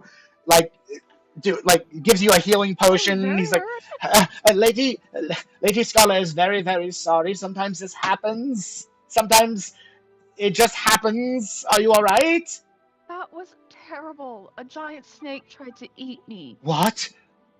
She deserves a second time token, right? It's right. Again. And I think I get a second one as well. Again, that's not how it works. Also, by the way, I think we should all keep our voices down, Krevlin, because there's a lot of really dangerous things in these woods. Time to go into stealth mode. I got a health potion. It'll be 1d4 plus 3. And I give her 19 health out of my pool, and then I heal myself up with 21. Okay. So that's fine. You guys are going to take a short rest at some point, because you don't want to be up for 12 hours straight and then go to something that's going to essentially last all night. So. What did you give me, Rolo? 19. You just heal for 19. Some of us quite were fond unconscious and for a while that we could good at napping, so Everyone have their letters for their costumes? Mine should be in here somewhere after my tumble through the jungle and my tussle with a giant snake. token. What is that? If I say no, do I get another time token? No. So you sure don't. In fact, the one you have might disappear. So Jesus. I was like, you guys remember that time I gave you one time token? Alright, so okay, so at this point, what is everybody wanting to do? Head back to the city to get your costumes? I know that's what Krevlin wants to do. Yes. We don't have much time. Yeah, we need to get to the tailor. stealth. Alright, make stealth checks. Rollo, yours is with disadvantage because of your plate. 18 for Jorvik. 15. 13. Oh, I did 20. full stealth. Okay. 20. 25. Nice. Not even there anymore. Where's Krevlin? Like Jorvik's looking around. I've painted leaves. I've grabbed leaves and I've made a makeshift ghillie suit. All they can see is your eye open up for a second and close again, like a leaf goes over it. 5? Yes. All right, so everybody is pretty stealthy. Can I cast Pass Without a Trace? You can. Well, do we really need to in the? I did just roll a 5. I do seem to remember it was Max in the in-person game that got really pissed off because you guys were making too much noise. Max. So maybe you should. Okay, I'm gonna cast it at. Yeah, hang on. I mean, its base level should be fine. You don't get any added effects, I don't think, for it higher than. Does that mean I get 35? Yeah. Okay. Jeez. Plus 10. So I got 25.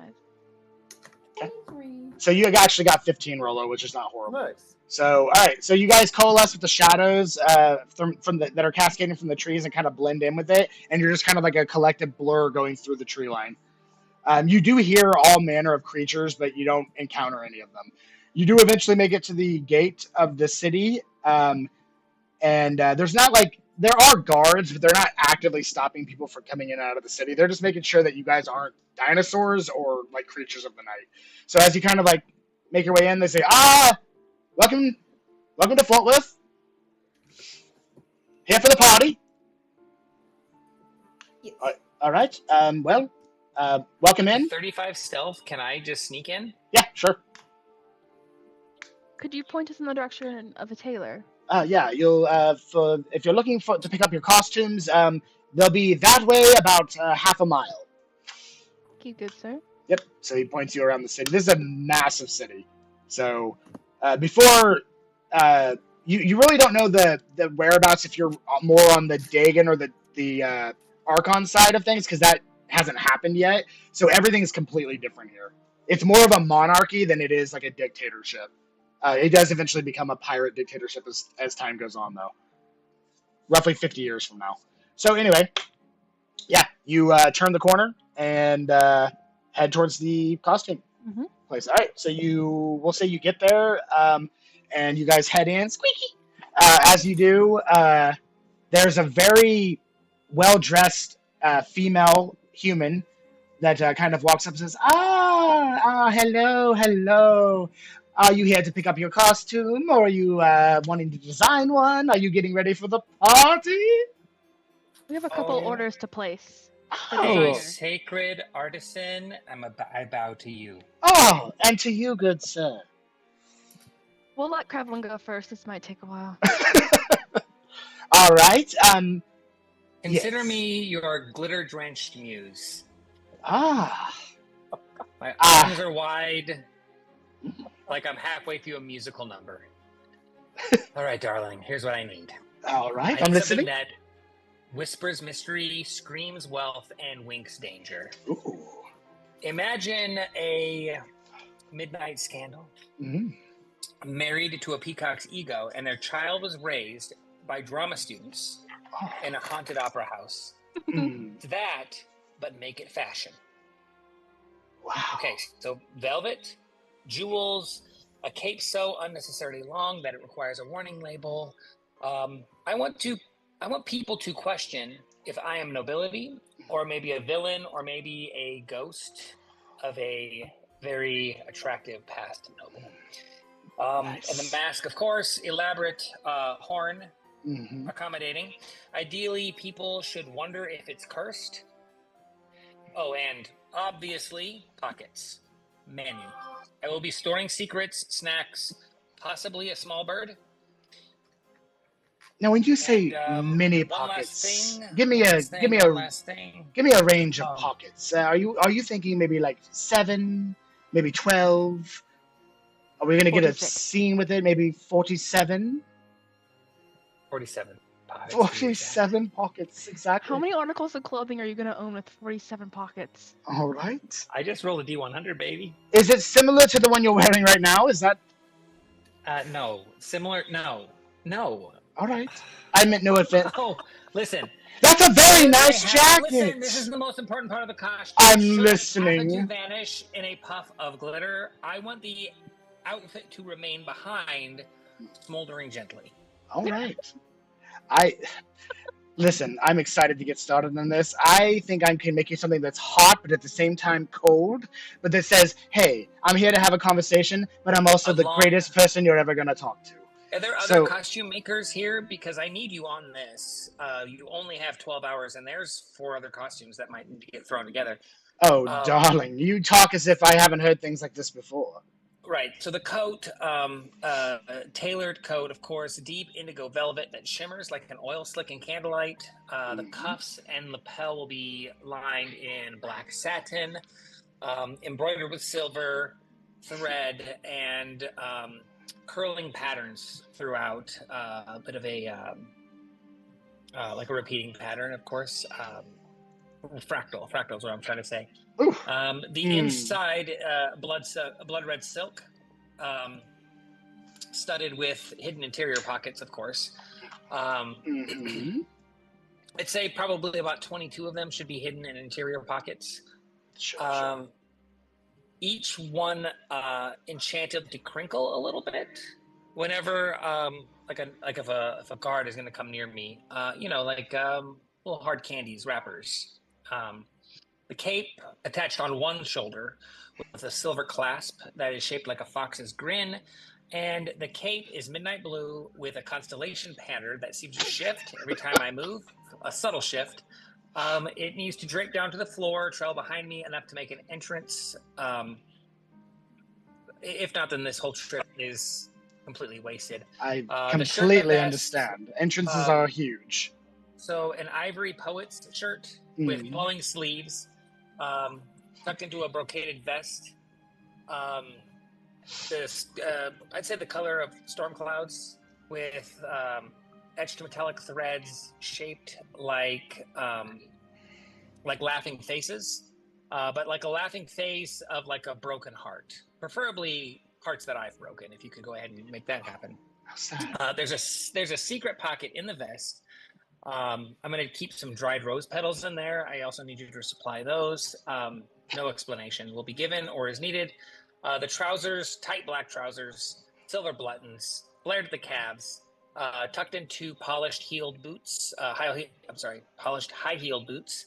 The boots have hidden compartments in the heels for lockpicks, candy, maybe like a little pre-written flirtatious note. The mask. Fine silver filigree molded to accentuate my grin and my sharp eyes, obviously. See here? It needs to have curved slits for the horns and a delicate feathered accents. Good choice. Really, they need to accentuate and even exaggerate my cheekbones. Of course. The feathers should match my coat. They will. And twitch slightly. They need to be enchanted to respond to my mood at any time. And, why not? If I need to tell any lies, they need to fluff up to distract from the lie.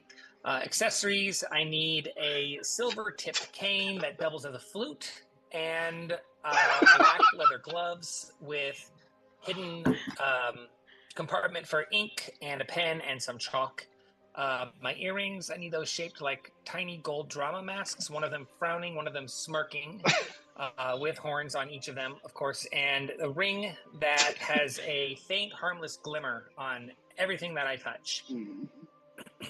All right. Krevlin, don't forget the baby oil. That's Rollo. Oh, so first I'm going to say, is anybody else moist?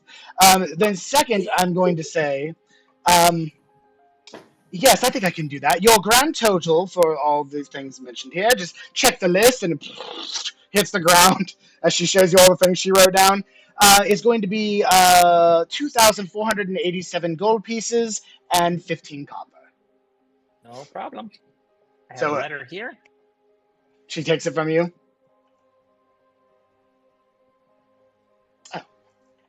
Oh, Puts it in her cleavage. she's dicked. Sure. She like rolls the paper back up. And for you. And for the rest. For that guy. And for the rest of you, and please understand, if it's more than just a few things, I will need to get more paper. Yeah. I'll go ahead and help Rollo out. He'll be wearing his armor as is. Tiny mask. Tiny little mask. Just covering his eyes. That's all that needs to be covered. And if you could just give him a black tabard that says security across the front, that would be perfect. Thank you. Security. All right. And any preference on material, dear? She looks up at you, Rollo. Any preference on material type? Silk? I ask... I defer my judgment on all clothing matters to Krevlin. All right. Krevlin. Black. Okay. Silk or... Velvet? Velvet. Black. Not the material. We don't have a material called black. What do you want the material made out of? Oh, so exhausting making these decisions. Oh, yeah. Oh. You are definitely a friend of Scott's. Oh. All right. Yes. Fine. Black it is.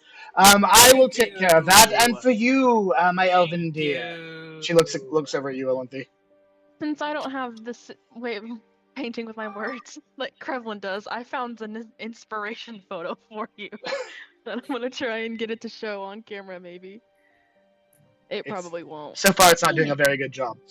I saw it earlier, so It's like, just like a green, like very leafy inspired gown with like poofy, like not poofy sleeves, but they're like loose sleeves that cinch at the wrist. Okay. And it's got like a leafy sort of corset moment, and it's a high in the front and low in the back, and it's like an ombre from like white creamish down to like a green. Okay. And it's got like florals embroidered all over it, like a vine-esque situation, very dainty. I wish it would show up. She like draws a quick sketch for you and shows it to you, and it looks exactly like what you're holding. Send it to our group thing. Well, now and then I wanted everyone else to be able to see it too, but I will send it to the group. And then let me describe the mask. And then I also would like a mask. Sure. Sort of covers like the top of my nose to my forehead. And it's also kind of viney-ish, green and white ombre with some like horns. Absolutely. Up, and like some little tiny delicate jewels. Very feminine, very dainty. All right. It shall be done. She takes the thing from you, which is, for you two, your invitations. And for you, my tall friend, your invitation. Now for you, dearie. She looks over at Denari. What are you thinking? We could do some things with those curves. What are you thinking? I'm thinking accentuate everything that needs accentuated, everything that needs lifted, lift it, and then lift it higher. You've got it. Okay. When you think it's too much, it's not enough. Got it. Not enough. I want to be a part of the shadows, but a seductive shadow. One that whispers in your ear. Absolutely. All right. She writes all that down. I need to make sure I have room for, things to keep it spicy. Rope, daggers, lock picking, things like that. Sure. I'm not going to ask any more past that. Your business is your business, and mine is mine. So I will make sure that there's plenty of maneuverability in it, my dear. All right. And then for you, my little friend. And Jorvik's like, hands her the thing. She goes, oh, I didn't notice it was you, Jorvik. And she like takes it from him. He's been here before. She looks at it. The usual. So, all right. It will be done. Give me, well, normally it would take me about an hour, but based on recent events, it'll probably be closer to 6 or 7. So, go ahead and... 6 or 7 hours, just... You wrote down everything I said, right? Absolutely. But you have to understand that I have a team of 12 people working on this. Okay, yes. All right, I guess 6 or 7 hours with 12 people could probably do it, but then that's just mine, though, right? You'll have to give them time as well. Of course, theirs will also be taken care of. Jorvik's is already done, and Roller's is really not that difficult. A little bit of embroidering and done. This outfit needs to be so bold that it walks into the room 3 seconds before I do. I'm just letting you know, when the only requirement of his costume is black, it's going to be very easy.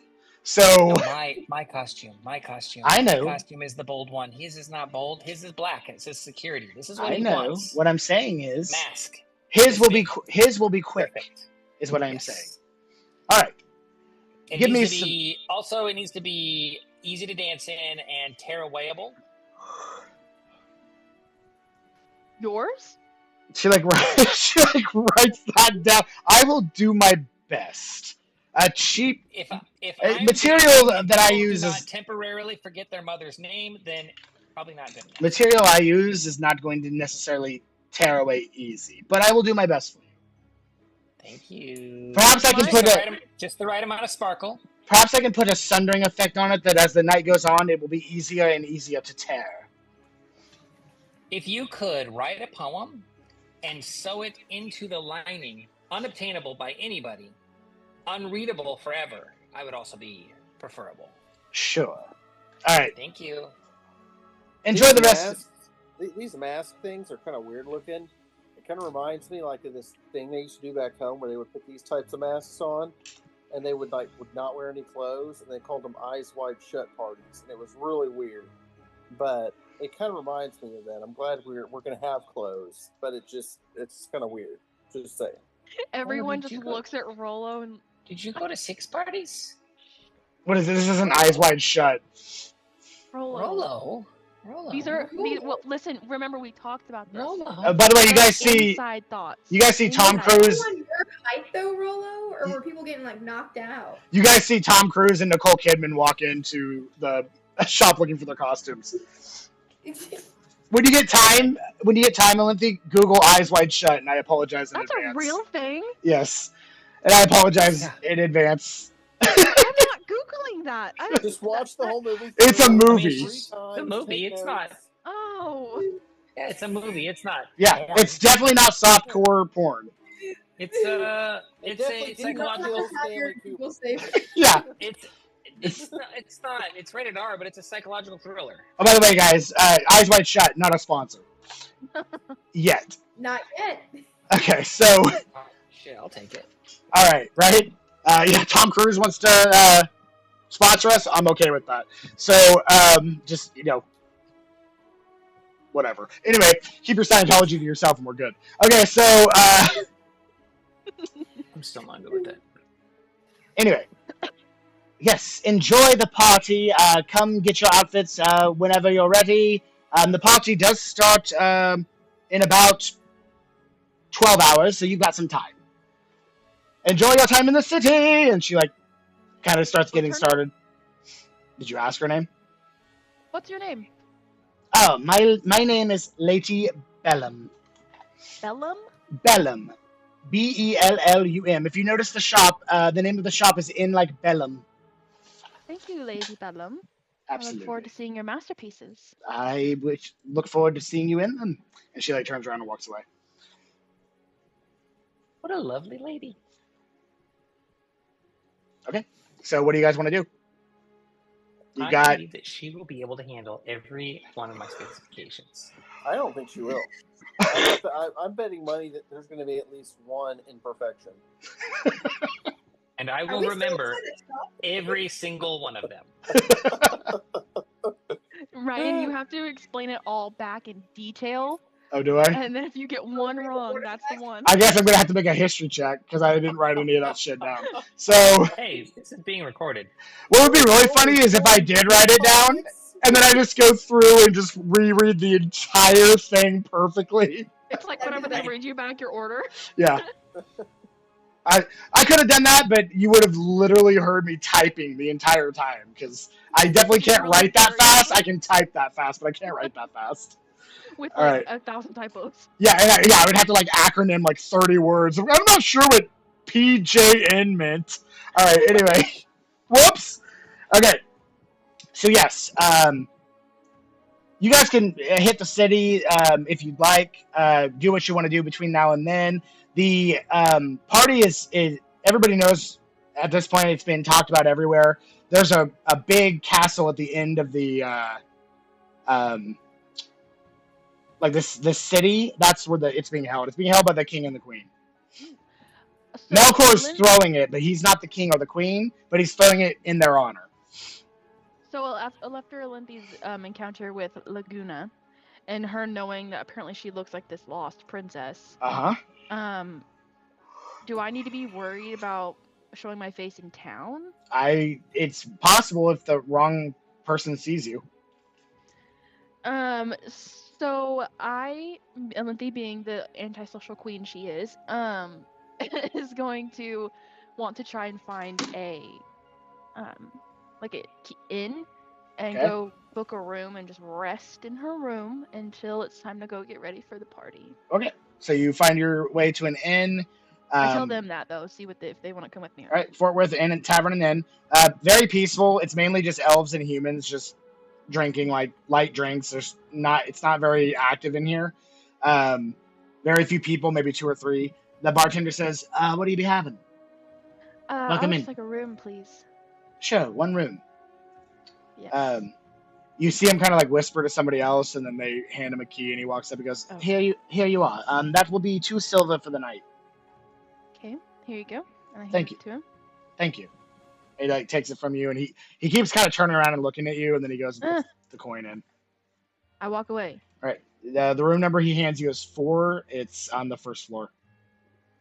Okay. You said 2 silver, right? Yep. What is everybody else doing? Is there a library? There probably would be, but it's 50 years in the past. There's not going to be a whole lot of information on stuff you're probably looking for, depending on what you're looking for. And I sing a song. 1 gold is 10 silver. Just take away a gold and add 8 silver. Okay. I'd like to sing. Okay, are there any songs that are like story songs? So songs that are of events that have happened, but I know they happen in the future of this world. Yeah, there would be songs about the world ender. There'd be songs about the great calamity of the cosmic dragons. There'd be a song about Thangang. All that would be there. Would be the future songs. Of this world. So that hasn't happened yet in this world. No, the thing that with the Thangang happened 200 years ago. You're 100 years ago, so that happened 100 years ago. I want to sing a song that's in their future. Oh, in their future? My past. Yeah, the falling of Fort Worth and the introduction to slavery and rebellion against it, like a giant civil war about 50 years from now. Okay, and that's not anything too inflammatory. Maybe not that specific. Yeah, that's about the only. That's about the only real. Not their future, just general future. So there is a song about the calamity here. Oh, I would say you could say there's one about the eventual fall of Magnus. Okay. But people know who Magnus is and they fear him, so you might have people like really looking at you like why you're derogatorying his name because he's very much alive. All right, there we go. That's what I will sing. Okay. I will sing the song, the true story of the fall of Magnus. Okay. Make a performance check.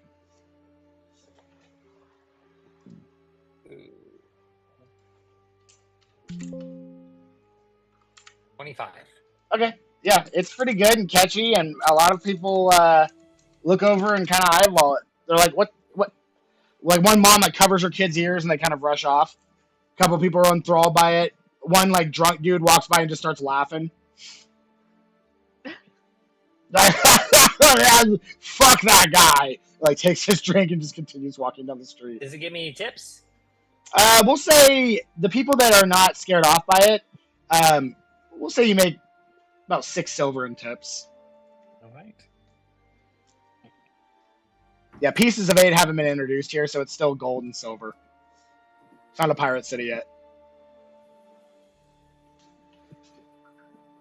Good, because that exchange rate sucks. Yeah, pirates don't arrive here for probably another 40 to 50 years. Roughly, kind of in between that, like 44 years from now.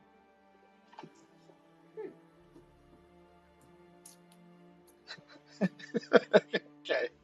So, nothing. All right, so, yeah, what is everybody else doing? Alentha, you're resting. Krevlin, you're singing a song through the city of the fall of Magnus. Rolo, you're probably keeping pretty close to him, making sure nobody fucks with him. You're already in character, good for you. And Daenerys, you guys lost Jorvik for now. He said he'd meet you at the tavern closer to launch time. You don't know where he's at. But he's been here before, so it's, you know, it's one of those things where it's not technically anybody's business, so he doesn't really tell anybody.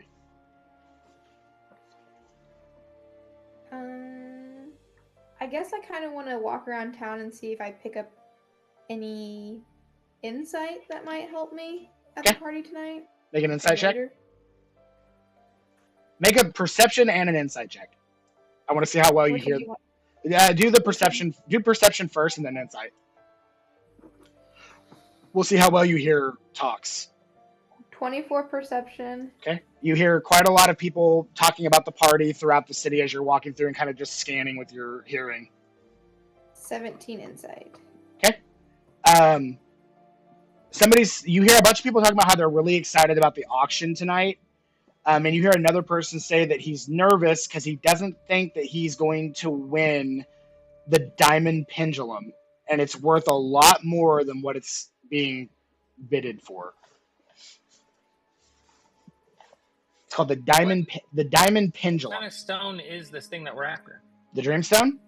Yeah. It's roughly the size of, I'd say, probably a basketball, and it's like a green jade that is just favorite. It's like it cascades with opal. Like it's like jade on the outside, but then like opal on the center all the way through. It's like very reflective. Very reflective. Jade is the most beautiful.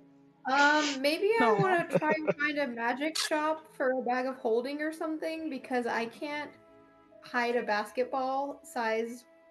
One could step it up our dress. So you know, pendulum sized. No, so you know, there's not a whole ton of like there's enchantments and things like that. There's not really going to be like a full blown magic shop around these parts because the king and queen are pretty. This side of Galantrie is pretty anti-magic,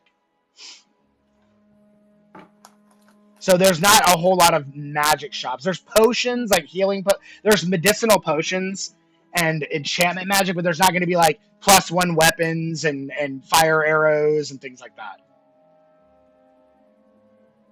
Essentially, like, you know, it would be like in modern day if somebody had a store that just sold bombs, and you could just go in and buy a ready-to-go bomb and just take it wherever you want. They kind of feel that way about it. They don't want people just having magical things that they can use against them.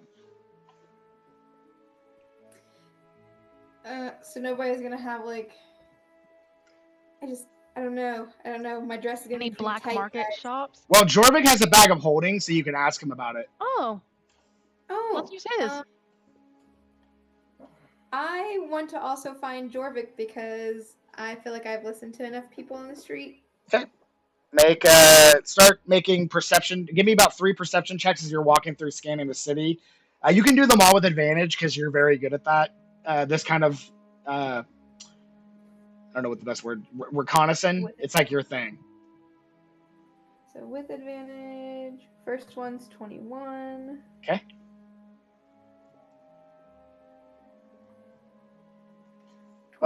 In this amount of time, Krevlin, you make about another 8 silver in tips. And 26. 21. Nice. Nice. Okay. So you Like next to nothing.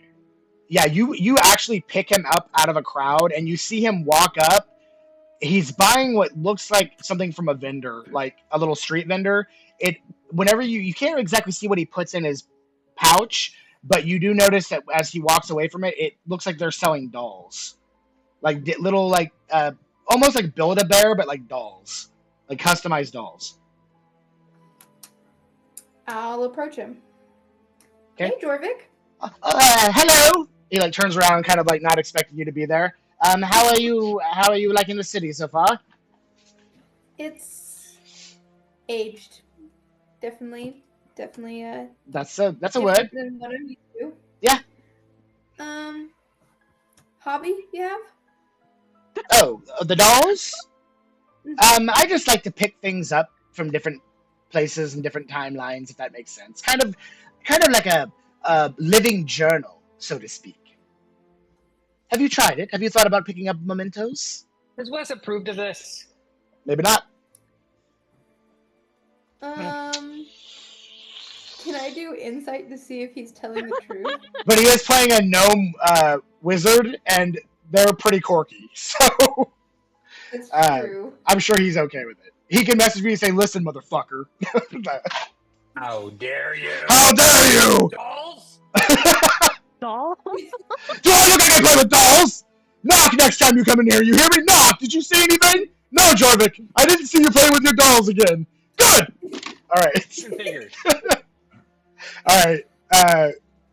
Go ahead. Do you keep your living journal on the ship, or? Well, I get things with me now, and then I take them back when we return. Do you ever leave things in the wrong time for funsies? Sometimes. He kind of like looks at you a little bit, and he's like, "Hey, all right. I don't want us to have a relationship where we aren't honest with each other. So come with me." He like turns around and kind of does his little scuttle walk away. I follow. Right. So he starts going into he goes into what looks like it might be like an orphanage type establishment. And there's as you walk into that, and he walks in with you, there are kids, of course, because it's like an orphanage.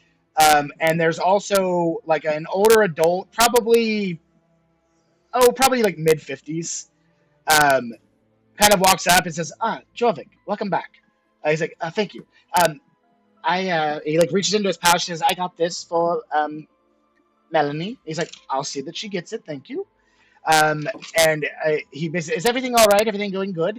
Go ahead, and if you want to make a perception check in the room, Denari, go ahead and make one. With advantage? Yeah, sure. Okay. 24. Okay.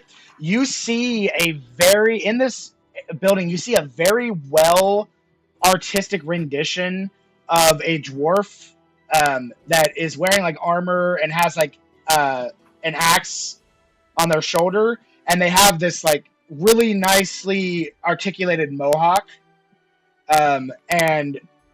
Basically it's just a picture on the mantle there, and he basically is just looking at you and talking to you, and that's you've seen this image before, so you kind of recall that it is one of the Thing Gang.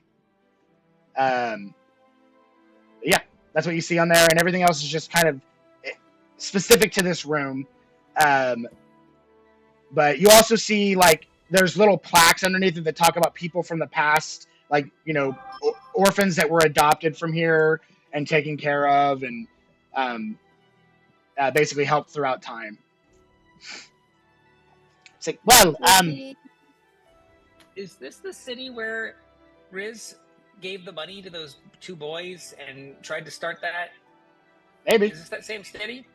Maybe. So. Awesome! Continuity! Alright, so. So Reese basically gave money to some orphan boys a long time ago. And, at this point, a long time ago. and you can actually see the names of the boys that have been through here and basically made this establishment to help other people. So they turned their fortune into something that would help others. And this is the current owner of it that would be possibly be a relative of them, because at that point that would have been 100 years ago. So those two boys tried to rob us. Yeah, so those boys I gave them enough money so that they could go to school. Yep. And have live a really good life, and I paid for their school and made it to where there would be no need for them to ever steal and to do good with their life. And they would set up a fund. They would have passed away at this point, because that would have been 100 years, and they're humanoids, and they were probably like 13 then, so they would be like, they would more than likely wouldn't be alive at 113.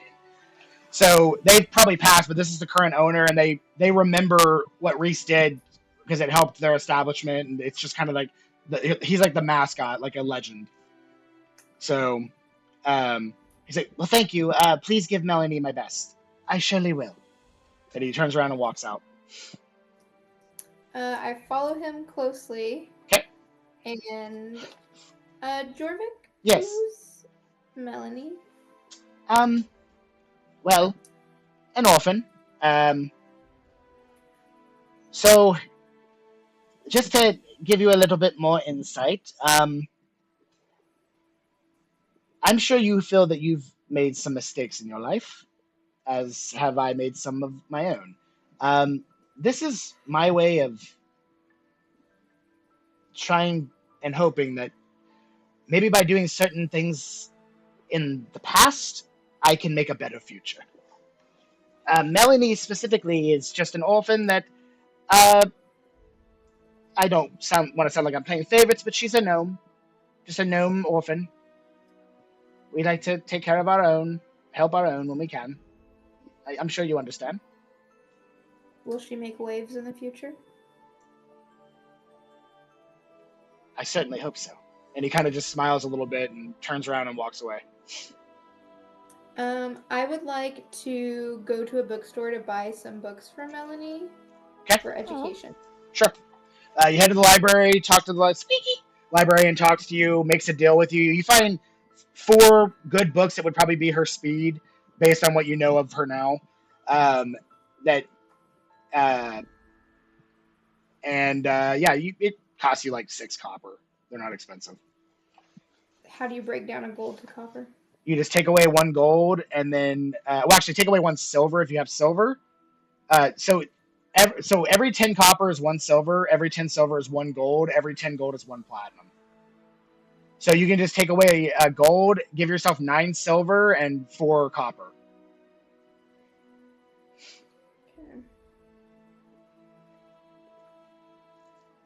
Okay, so I also want to do something else. Sure.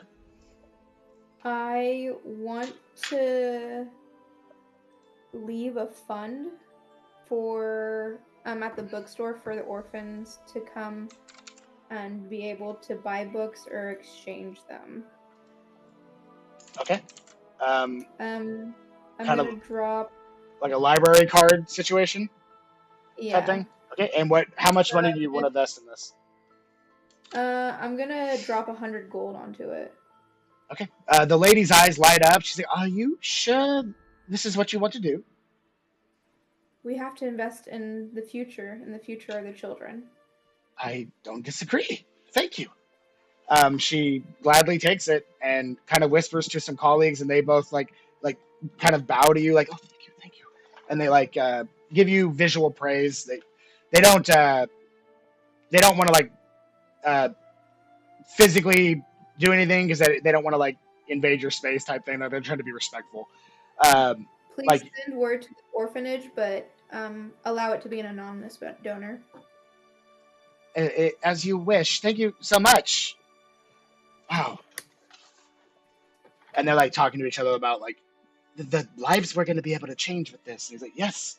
And they kind of go and start planning what they plan to do. You can definitely you don't even have to make an insight check. They seem like genuine people. Most of the people here so far do. They seem a little scared of approaching people or physical physical altercation or physical like talk, like more like the kind of just everyone's a little nervous when people are coming up to them type thing. So, okay. So, what is everybody else doing? Are there any banks in town? So there would be like I wouldn't necessarily say it's like a full-fledged bank, but there is like a place that you can make change at or make withdrawals from. I wouldn't call it a bank. It'd be more like almost like a credit union type thing, but not really like a full-fledged bank with like workers and stuff like that. They can give loans, take loans, make trades for money, things like that. Would he be able to create a savings account with compound interest? They don't have anything like that, unfortunately. Oh no, that would be awesome. Come on. No, but you do see something really interesting on the table called the Sports Almanac. Do you want to check that out? Yeah. Let's do some sports betting. All right, That's so hilarious. what are the winning lottery numbers? Okay, so anyway, good idea, but unfortunately nothing like that. So, all right, anything else anyone's wanting to do before it's time to get ready for the party? Before we can boom, boom, boom to the party. It's like a SpongeBob transition. Yeah, it's the Wayne's World. It's the Wayne's World transition.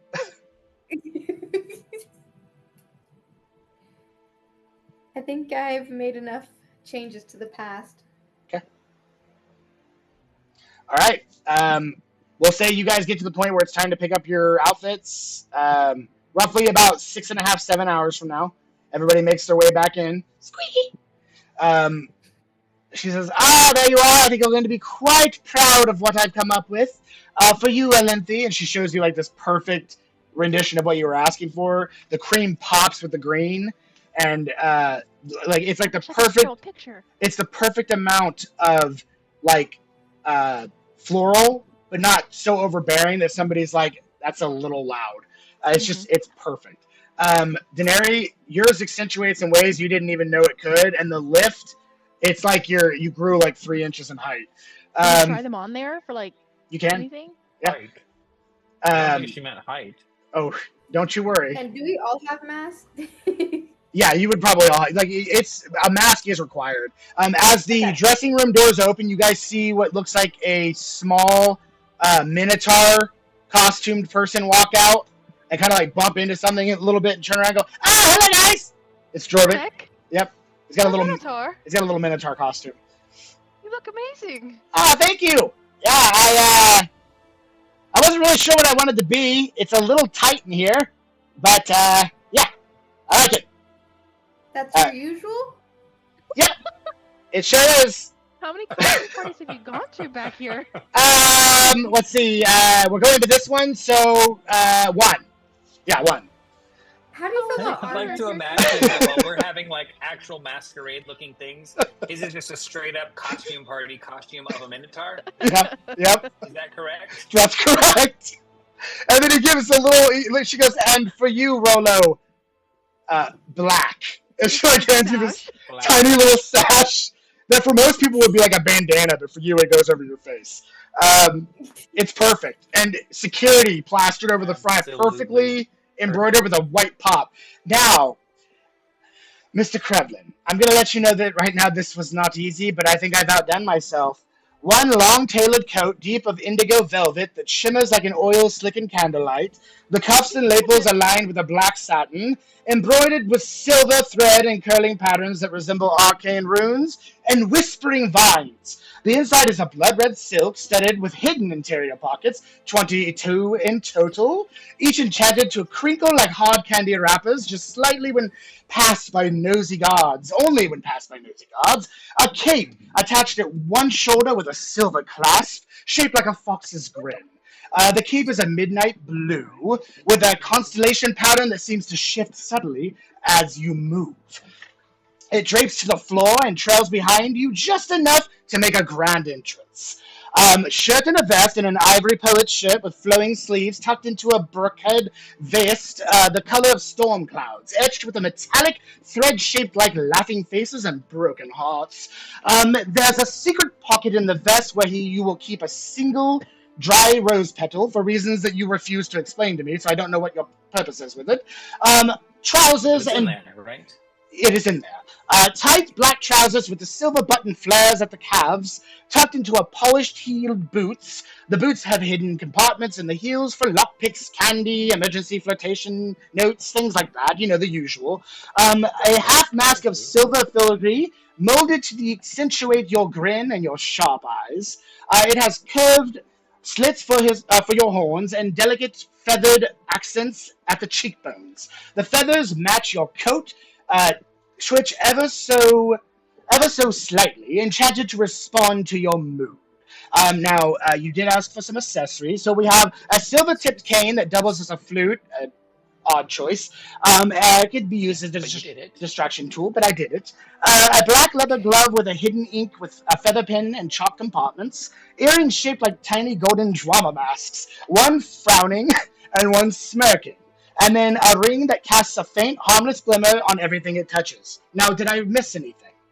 No, it's perfect. Awesome. Thank you so much. All right, and that's... I'm just hold up, guys. You what? I think you should repeat it one more time all the way through. All right, from the top, we have a long tailored coat of deep indigo velvet. Well, that's the end of the session, guys. See you next time. All right. We're going to have to repeat that whole thing in the recap. So, every single time.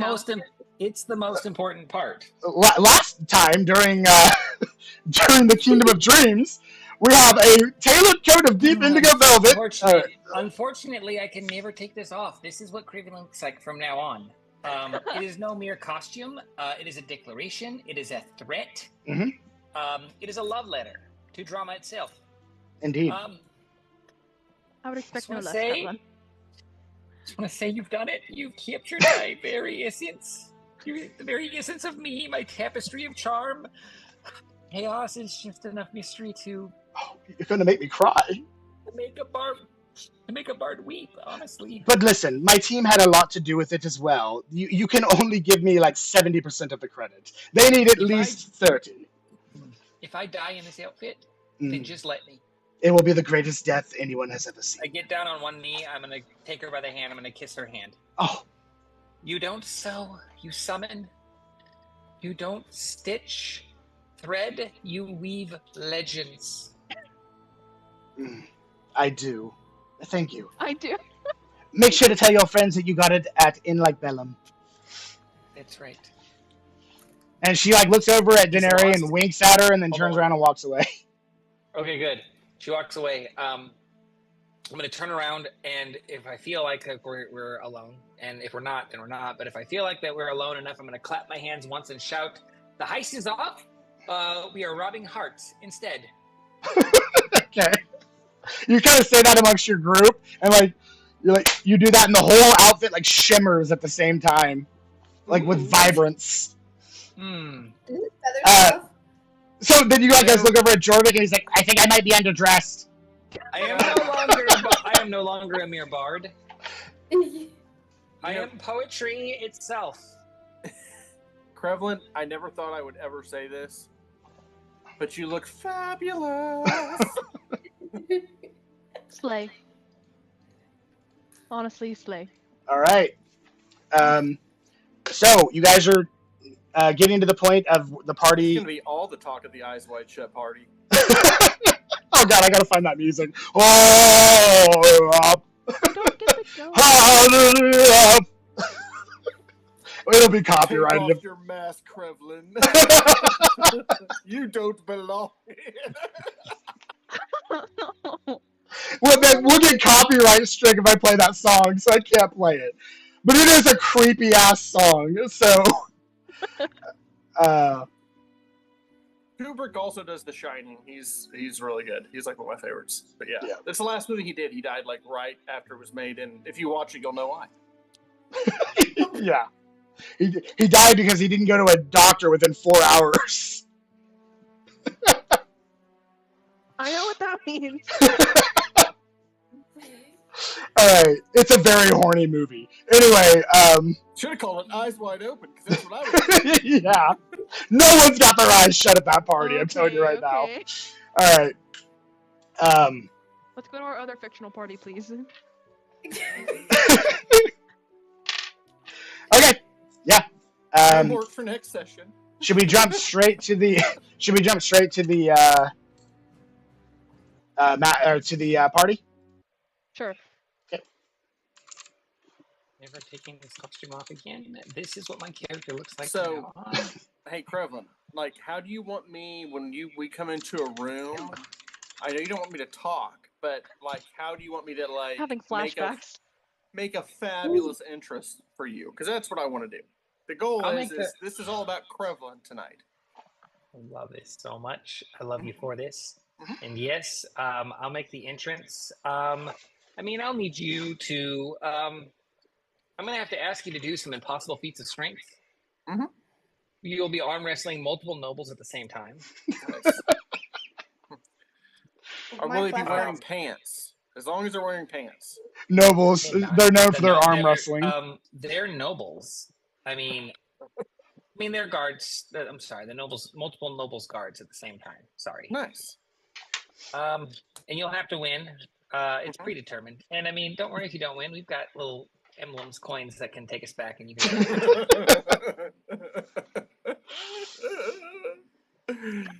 All right. So so we want to jump ahead. Okay. We're gonna get into the beginning of this, and then we'll probably cut off about because it's 10:30, so we'll probably cut off about 11.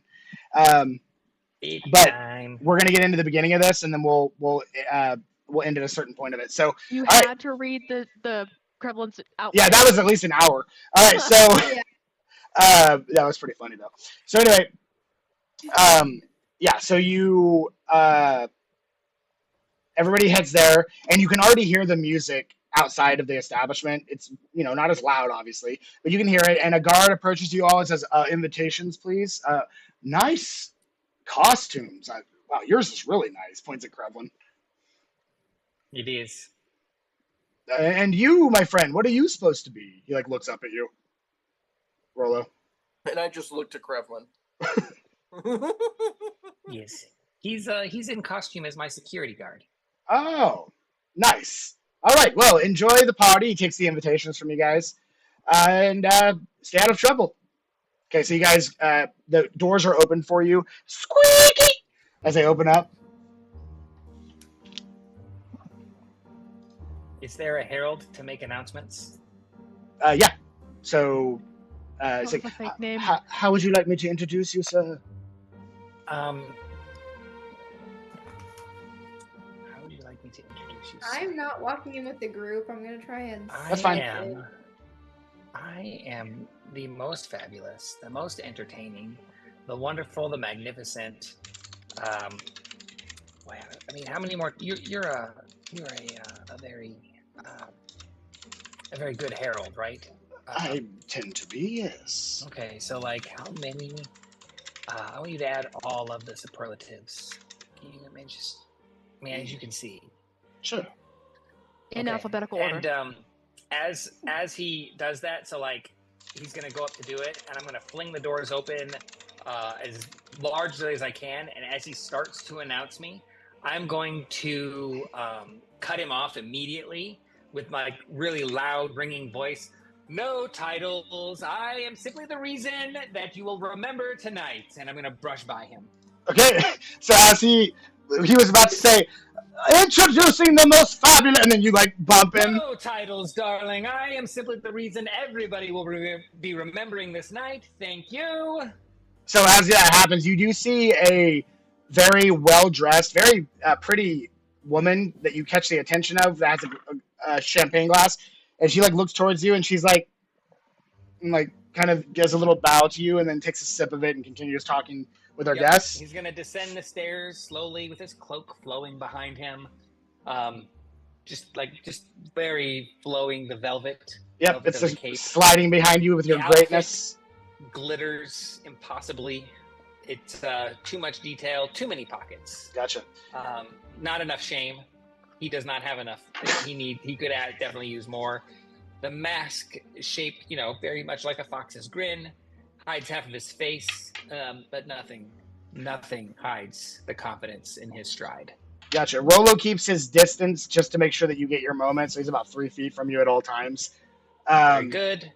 The bottom of the stairs. Yep. He'll pirouette once. He'll take a flute of champagne from walking by a person. Yeah. Servant. It's not really serving. He just takes somebody's flute of champagne. The guy's like, loudly make a toast to mystery, mayhem, and mild flirtation, though not necessarily in that order. Then he's going to spot a nobody who he's obviously a noble, who's going to just somebody who has just too pompous, just too much dignity. Careful, my dear, you're about to fall in love with somebody completely inappropriate. Tell me, peasant, why do you say such things? Then he's going to pull out his flute, and he's going to play a theme song, and he's just stirring up some intrigue. He's not even going to answer. He's just going to start playing his music. Very nice. Well, how about this, peasant? And he takes a flute out and starts to play one as well. Music battle. Everybody's like stopping. Like the music's like, exactly. And they're all like, to happen. They're like looking towards you. Circle, like arms like wide out to make sure that nobody makes that kind of. I make like a half circle that encloses like half of them on my side to make sure that nobody gets too close to them. Everybody starts fighting in high school. That's fine. Everybody starts circling around the lockers. All right. Krevlin, make a performance check. And let me. At this time, can I stealth into the? Give me a stealth check. Well, right after Krevlin walks in, I'm assuming the herald is looking a bit put off from him being interrupted. Yeah. I'm just gonna gently pat him on the shoulder and just walk right by without him announcing me. Okay. 20, dirty 20. All right. 20 with an extension. So far, you don't. Nobody seems to be paying attention to you. They're really interested in what's going down here. So what'd you get, Krevlin? Uh-oh. Krevlin doesn't look too happy. Oh, no. Krevlin danced himself out. What'd you do, Krevlin? What'd you roll? Is it a nat 1? The ballroom falls silent. Two noble musicians stand across from each other, flutes in hand. A hush ripples through the crowd as Krevlin raises his instrument with dramatic flair. A wink to the crowd. He blows a note so tragically wrong. It sounds like a goose was stepped on. Mid-yodel. Is that what happens, or would you like to use your joke? It's a nat 1. It's a nat 1 for sure. Yes, a nat 1 for a total of 9. But don't you have lucky? I do. So use lucky. All right, fine. I would like to use lucky on this. This is not a Worth time it. that you would want.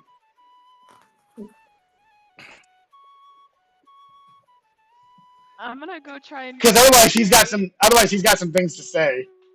And He's gonna have some things to say because that's What- 4 for 12. Oh wow. Okay, so he goes, well, peasant, how about this? And he plays. Okay. He starts playing, and it's slightly better than what you did, and everybody's just kind of like, what?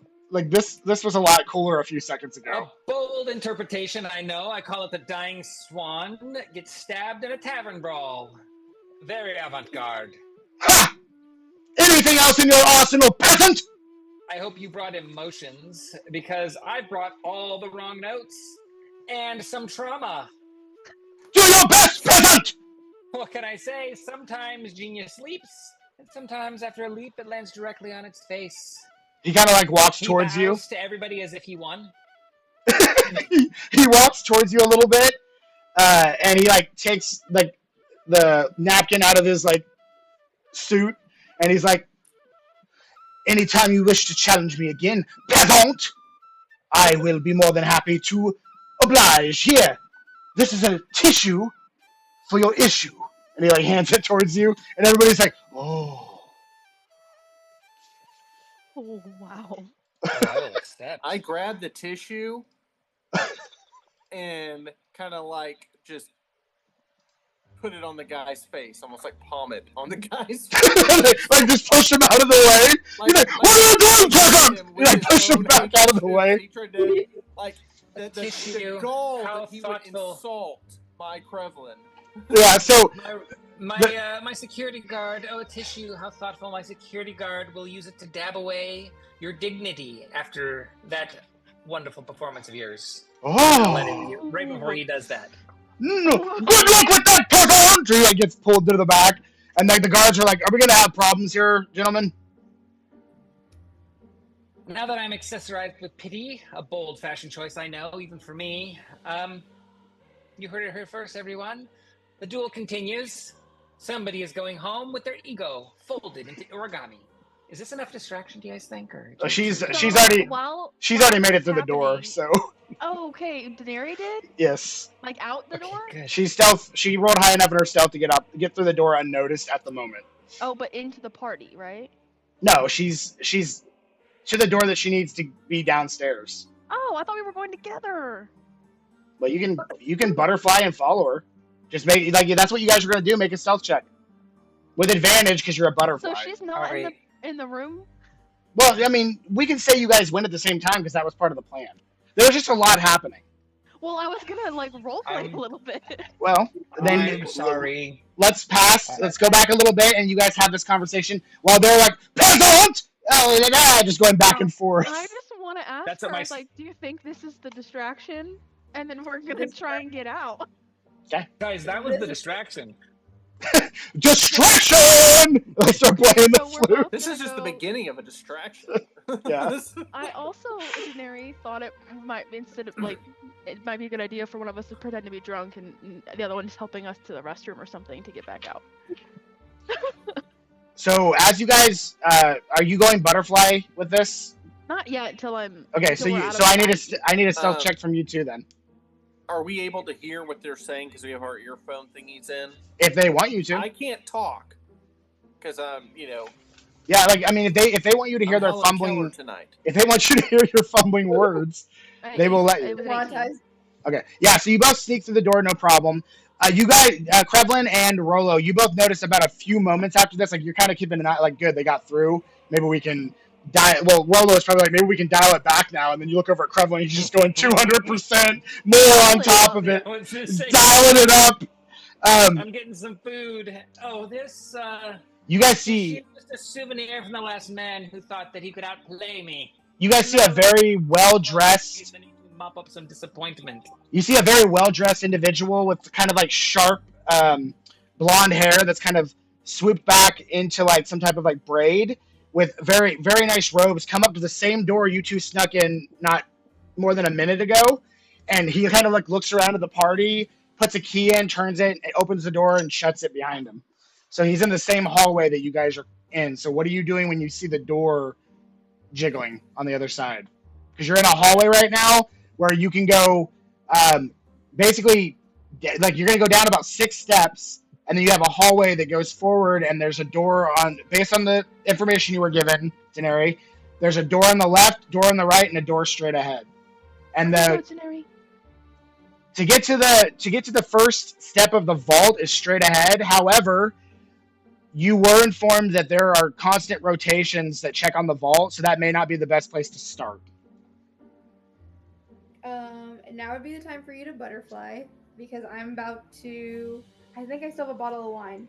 Dab some wine on my lips and play it up, my guys. All right. Okay, so I'm going to, what's it assuming called again? This is Find familiar. Based on the details you were given, this is definitely Ivern. This is Ivern. All right, so as that's happening, guys, outside here, Krevlin's still kind of dialing it up and the life of the party. Rolo's just like sentry mode, like making a mean grin towards things. And you hear a guy in the back going, "Ladies and gentlemen, up first for the auction is this beautiful crystal-lined book." And it's like basically like a book cover thing that's like covered in like all kinds of different crystals. Shall we start the bidding at 100 gold pieces? And you hear a bunch of people like 100. He's like, I've got 100 going once, and they're just bidding off the item. Drinks and hors d'oeuvres are going left and right. Nobles and costumes are talking. You see a very familiar Minotaur outfit wizard sitting in a corner at the snack area, just like shoving food into his inside his outfit for later. All right, the door. You into a butterfly, land on her. She puts some of that really good elven wine on her lips, and yeah, door opens and he shuts it. He goes, "Excuse me, you are not supposed to be in here." And he like starts walking towards you. He kind of like Me? yes, and he looks towards you as you say that, and you kind of see like a little bit of like hesitation on like he's about to be angry, and then he's like, "Yes, you're not supposed to be here." And he like walks towards you, but he's like, "But I'm glad that you are." And he like walks towards you. As I am so glad to have found you. I just needed a moment. It was just too posh in there, and you just seem the vibe that I'm looking for. Oh, well, some say that we have our own party in the back rooms. So, could I interest you? It sounds like I could. Could I interest you in a drink? Another drink, perhaps? If it comes with a tall glass of you as well. Absolutely. So he like takes your hand and like very respectfully. He's not being like forceful. Very respectfully, like this way, and like leads you to the room to the left. Opens it with a key, and like opens the door. And as you walk in, there are like rows upon rows of wine racks with all kinds of expensive wines. There's books everywhere. There's like a study area and like a billiard table in the center, and very elegant looking room. Everything is very expensive looking. There's crystal decanters filled with some type of unknown liquid. As you walk in, he's like, "Is it just truly divine? Everything you thought it would be?" And you like, You didn't tell me you were VIP. "Oh, I'm very important in these parts." Real quick. Yes. As a butterfly, I'm going to fly away Okay. and see if I can go, like, try my best to, like, fly really up high where people probably wouldn't see me, like, lay in some places and make sure that I'm So seen. so Ivern like notices something at first, like, and he's, "Oh, my dear, you're so lovely that even lovely things come off you." But I want to go try and fly away to the vault and see if I can locate the time stone and see if there's, like, any way that, like, a good way to get it. So you're in. The vault would be straight ahead, so you'd have to go back out the door you came in. Yeah, that's what I want to do. That's why these rooms are not connected. So you kind of go through like the door or the keyhole, go through there. She's distracting him. Sure.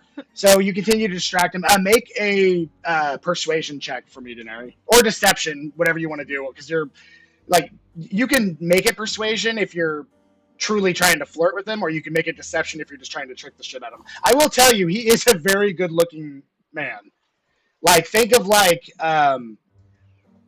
a young Brendan Fraser with blonde hair. Ooh. What? Oh, I was What a thinking. nerd. Valenti's about to find out Okay. what an eyes wide shut. But Brendan Fraser was a pretty damn I good-looking left guy the when, room. when he was Yes. younger. Obviously, Do I get know any what Ryan's advantage taste from of my man dress? is. Oh hell yeah, baby! What? Do I get any advantage with my dress height? I will say yes because he's into you. Perfect. We'll try persuasion. An 18. Okay. Yes. Oh. Yes. You're just seducing everyone. Yeah, it's like it's one of her things, man. She's a rogue. This is what they do. So, what were you specifically trying to get out of him? I'm sorry. I'm Information just trying to or- get- His semen. We're gonna ruin the vibe, Grant. Gross. You're not supposed to talk. Oh. All right. So Yeah, you're silent. That was Grant talking. Grant's allowed to talk. yeah, that's true. That wasn't Rolo. Rolo wouldn't have. Rolo would have said that. Roller would have said that. Yeah. So what are you trying to get out of him through the seduction?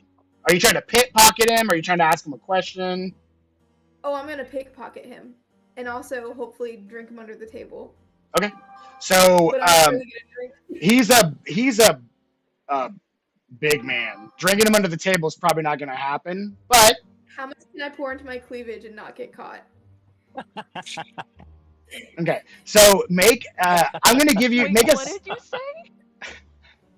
make You do a. that in real life. I know D&D. You don't have to do the thing in real life. You do in the game, but like, is that possible? Wait, what did you say? I What was just your feel cleavage? like if I was drinking with a girl who was pouring liquor into her Oh, cleavage okay. to Yeah. trick me that she was drinking more than she was actually drinking, I don't think very much would go into the cleavage before I noticed. Well, he does. He like when you mention that, he does not take his eyes off of it, and he's like, and he like Ugh. basically like kind of goes in with almost what looks like a kiss. Go ahead and make if you're gonna accept it, go ahead and make a sleight of if you accept the kiss, I will give you sleight of hand with advantage. If you turn the cheat, it's just gonna be a straight roll. We'll do sleight of hand with advantage. Okay, you go in for the kiss. Taneri, This you is whore. No, so okay, I'll tell you. The one place that you would pour the drink to, that would be the worst place to make it look like it disappeared. That's where I would notice it to go. Rolo likes to dip his junk in ale. It's normal. Oh my god. All right, so that's a story for another time. But all right, so what'd you get? That, where every time I take a drink, I spit it into his mouth. I didn't know what rating we had. Okay, I can't get drunk. We all know I got drunk under the table with the dragon's breath. Okay. Ew. I mean, if he's into that, then I guess that would work. But if he's not into that, that's really not going to work. No. So, all right. Either way, what was your sleight of hand check? 12. With advantage? What was it? 12. Hold on. It should be higher than 12. I would hope, because your sleight of hand is probably pretty high. Yeah, it was a 12 with advantage. Total? Yeah. All right. So, hang on. Let me. Yeah, my sleight of hand's honestly really high. My roll was just. It doesn't show that you rolled twice. Are you rolling physical dice? No. So you added, let's see, you added +6, so you rolled a 6 twice. You're supposed to add 6 to it. Sleight of hand is on your abilities chart, so it's you're proficient in it, so you have a +6 to it. So what did you roll in the dice? It was a 6, and it's in the chat on Okay. D&D Beyond. Do you see it? A 6 and a 3. Okay. All right. So 12. You're right. Okay. I just wanted to make sure you weren't nerfing yourself out of potential points. So as you do that and you reach in, you hit something hard, but it's not a key. And he kind of catches your hand. He says, "Let's wait till we get to know each other just a little better." And he like he's like, that's my watch. And he like moves your hand back off of it and kind of like just ever so slightly caresses your chin. God. And you do not, you unfortunately at this moment do not possess the key. He goes, "So, tell me a little bit about yourself. My name is Ivor." I think you froze. You froze at a very nice smile. Okay, you're back. I did froze. It's like she's like smiling, and then as soon as it unfreezes, she's like frowning. It just like transitions straight to it. Okay, so what do you tell him? He asked me my name. Is that what happened? Yeah, he asked you what your name is. You can hear the music going on in the other room, by the way. That's why it's that you're hearing that. We don't hear anything. Oh yeah, I forgot I turned that off. Gosh dang it. There you go. Sorry about the lack of immersion, people. I was enjoying it. You were the only one who can hear it. Technically, they can hear what I hear, so the people listening Oh. are hearing it too. So We're really role playing it. just you guys. Really role playing it. Yeah, just think a song like this in your head the whole time. All right. Anyway, go ahead. Well, Ivor, You can call me Anise. Anise. What a beautiful name. Make a deception check.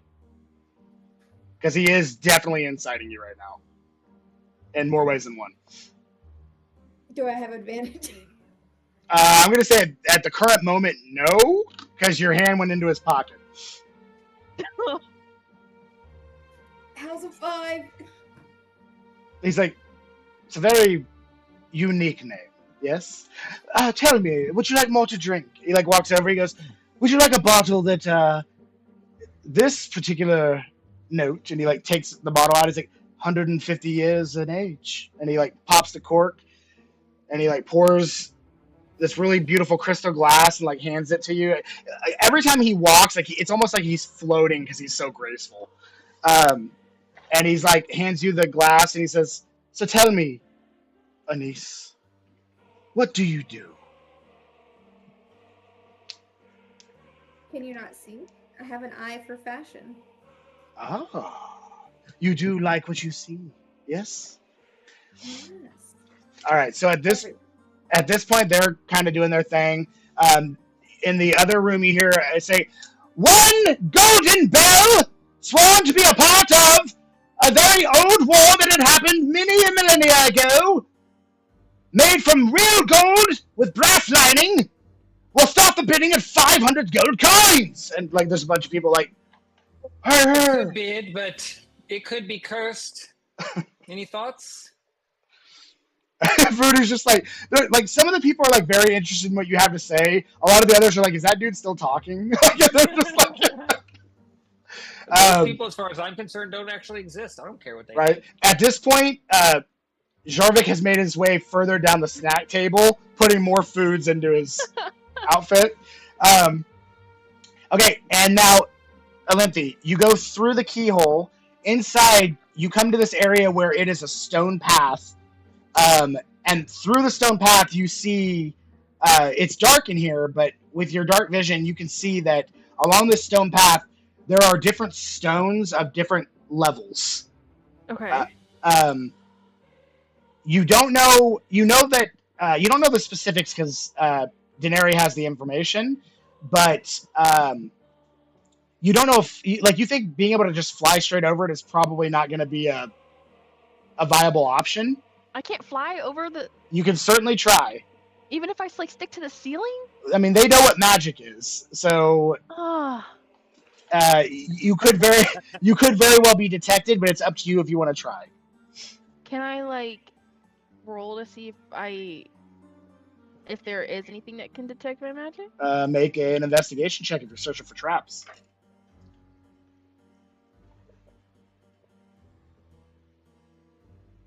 15.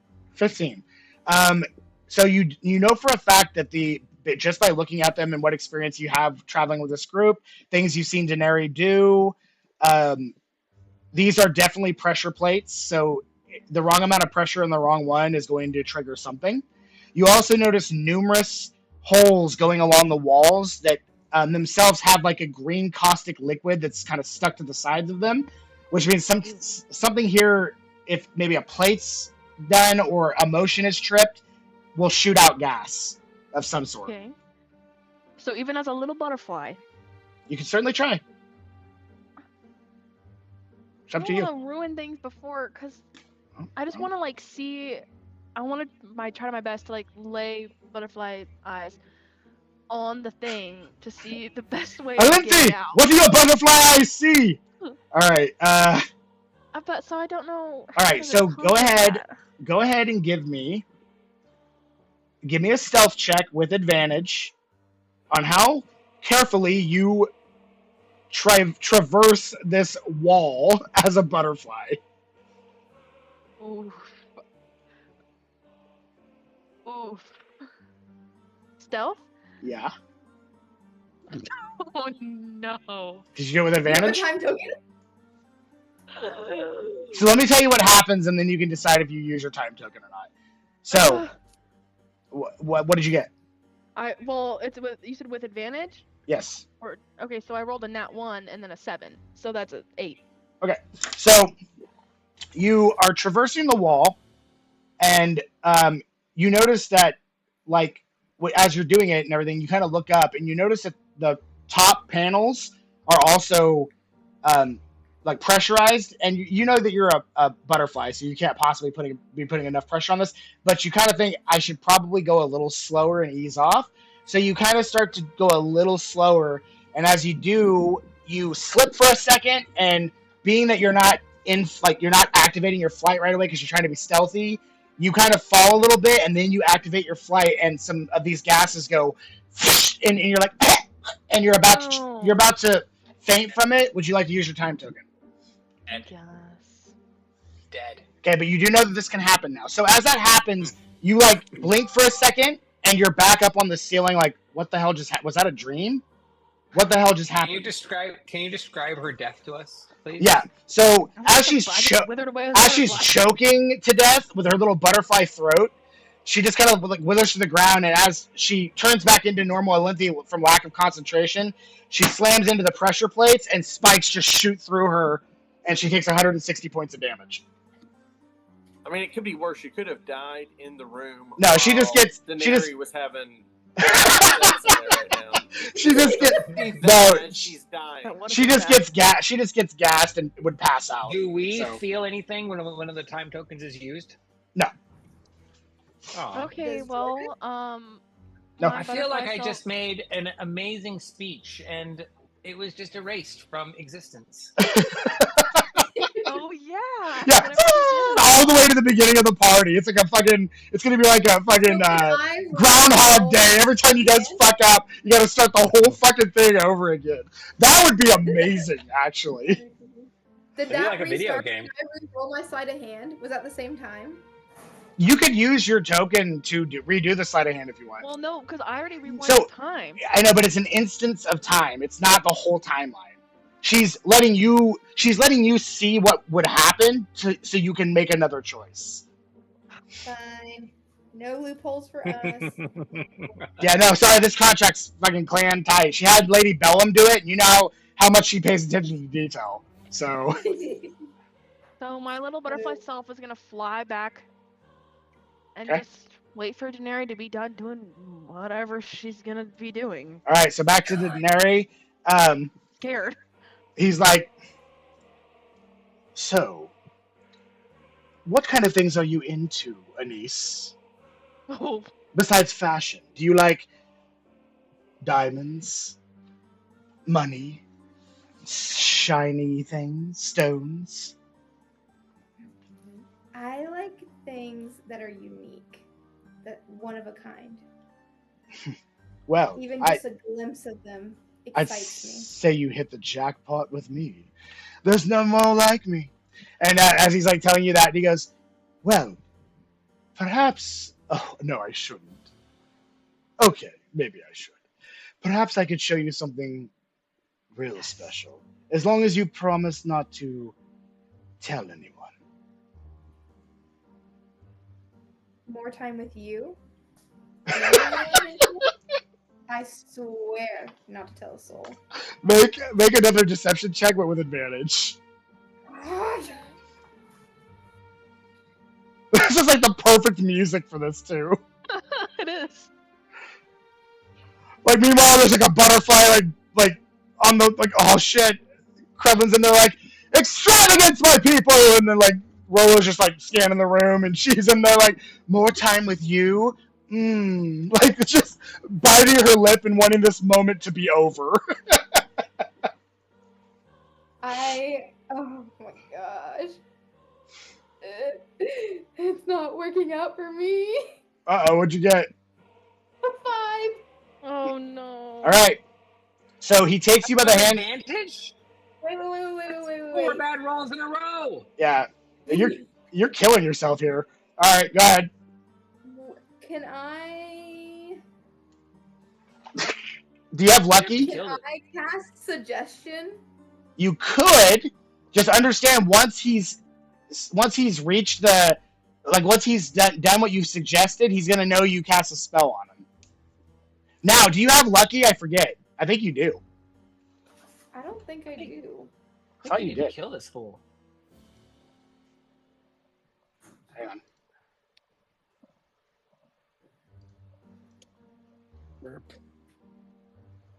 Let's see. Okay, maybe you don't. I thought you did. Okay. So you don't have lucky, and you did it with you rolled that low with advantage. Yeah, my wow. deception's a -1. Oh wow. Okay. So he goes, yes. Follow me, my dear. He grabs you by the hand and leads you out of the room. As he does, That's cool. instead of taking you straight through to the room that you know the vault's in, he's taking you to the other room. And he takes the key out once again, opens the door, and he's like, stab. After you, my dear.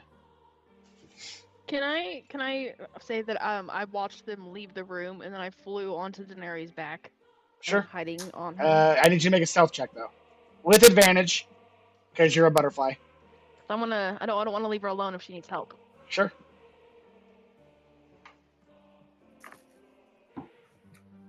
That is. Do you walk into the room, Daenerys? 14. Yes. Okay. As you walk into the room and he walks in behind you, he says, "There's a bed over there for you to make yourself comfortable. I'm sorry, even though you are definitely my type, I just don't believe a thing you're saying. I feel that you are here for things you're not supposed to be, unfortunately. So, when we're ready to talk more, I'll be back." And he like kind of walks backwards and shuts the door, and you hear a and he locks the door. No, they're We did a great job. And as that happens, We should have visited. as that happens, you guys hear in the back room, in the shadows, "Hello." No, Just joking. I was literally about to say, at least it's better than meeting a freaking demigod. You see a giant pair of spider legs. It's her! No! You see a much younger version of. No, I'm just kidding. I'm like, Oh, hey girl, no. how's it going? Hey, you got those friendship bracelets. All right, now. Oh, you don't. Okay, You don't remember me, but I so- remember you. No, He she's locked it with like a key. definitely not here. Okay, what? He locked it with a key. Yes. It is a Mastercraft lock. They're very good locks. You have to roll real high to pick this. So even if I was on the outside of the door, I couldn't unlock it. Correct. It takes a key. It's like one of those old doors where it locks from both sides. Without the key, you can't do anything. What is it for lock picking? Sleight of hand. Well, that's You're- better than a -1. That's a Yep. +6. Well, I'm gonna try and pick the damn lock. Okay. You take one of your lock picks from your cleavage. It's like, man, how much shit can you fit down there? I rolled an 8, so Your lock pick breaks off in it. You're like, shit. You guys did a really good job here. We're trying our best. We're like double advantage, and she couldn't seduce a horny dude that's into her. Like that's how bad she rolled. Her highest roll of those 4 was a 6. What did you say, Daenerys? I got imprisoned by a sweet old man. I didn't even see it coming. Listen, Zara did something to me, but also Yeah. I didn't want to kill him because he was innocent like the last one we killed. Kill him! Just kill him! So as you're saying that, a person next to you, Krevlin, is like, "Sir, what are you about? What are you going on about? Kill who?" Oh, wait. I step right in front of the guy the second he starts even talking to Kremlin in a negative way. I'm just gonna give him like the back away, like, "Hey, All right. I calm meant the fuck no. down." I meant no harm. Like, give him that calm the fuck down look. I meant no harm. He like walks away. Next up on the bid list is the Crystal Pendulum. So I'll start the bid at 50 gold coins. Quick 50? question: Does the pendulum actually control time, or is it just a clever way to make me late to everything?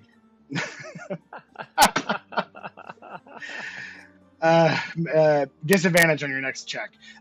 So I'm just It kidding. was meant for everybody to laugh at the party. No, so A bit on this. everybody's like, he's like, "I'll stop the bidding at 50 gold." You see a very well dressed individual say, 55 gold pieces. He's like, "I have 55. Do I hear 60? 60 gold pieces to the man in the back. Do I hear 65? He like looks over. He's like 75 gold pieces. He's like, I got 75. Do I hear 80 or 85? Doing anything, Grevin? Oh yes, I want this. This is a crystal pendulum. 85 from the well-dressed gentleman in the back with the silver cane. He's like, 150 gold pieces. Oh, like everybody's like, oh, and he's like, 150 gold for this. 150 gold pieces for this crystal diamond pendulum. And he's like, it's small. It's not huge. It's just like a small diamond watch. And he's like, do I hear more? Do I hear 175, even 180? You hear another woman in the back, 180. And her husband looks super nervous. And everybody's like, oh. And then the other guy goes, 190. He like looks over at Krevlin. Let me be clear, darlings. I will have that pendulum, one way with gold, the other with rumors. So if you bid against me, know what you're up against. I will bid 200 gold coins to the silver cane. It's like, 400 gold pieces, my final offer. I'm like, oh, and then you hear somebody you hear somebody in the back go, I've never even seen that much money. Everybody else is like, nope, I'm done. 400 gold pieces going once. Oh, 400. Going. I guess I'll bid the next bid, and I'll throw in a poem. A poem and a song. And I'm not kidding. Oh, we know you're not. 450 gold pieces and a poem. This is most unorthodox. This is most unorthodox. A poem and a song. Yes, please make it quick. He's just ready to get on with the auction. Go ahead. If you actually have one, otherwise just make a performance check if you're just wanting to say you've said one. Oh, I mean, have I won the bid? Is it time to give my poem and song? Oh, you want to wait? I thought it was part of your bid, so you want to see if you win first. Well, okay, so yes. All right. She goes. So we'll say we'll say 450 gold pieces. So he says 450 going once, going twice. So to the gentleman with the silver cane, and then everybody just starts clapping. And like all the ladies like start looking over at you like very interested in the fact that you have money. Because 50 years ago, that's a shit ton of money, guys. So, all right, so he offers that to you. At this point, to the brave, to the bold, to the financially irresponsible. May your regrets be as cheap as your taste. I'm going to take my pendulum. Well, he's like, well, sir, items at the end will be ready, payment will be given, and then your item will be received. We don't give them now, we just move on to the next item. So he's like, the next item we have, and he goes on to the next item. You better hope we don't make a hasty exit. I need my crystal pendulum. So anyway, we'll come back to that. I need my crystal pendulum. All right. So at this point, the door once again opens, or once again the knob turns and it opens, and you see 3 well-geared guards walk in. Us? To you guys, yeah. Well, to her and a butterfly, and they look at you all and they say, "So we were told to keep you company, pretty lady." And and they all kind of walk up to you, and it's like, we've been told by our Grand Commander that you are just a little lonely. And he kind of tries to touch your face. What are you doing? Oh, stick. Biting him. Okay. Make a improvised weapon attack. Do a D4 plus your strength for your bite.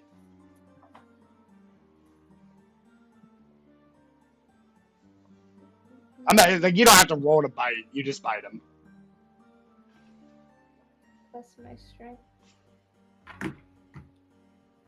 Is my strength the oval at the bottom? Your strength is the one up at the top. Basically your modifier, yours is -1. So you can't go in the negative, so it's minimum of 1. So A 1. So what did you roll on the D4?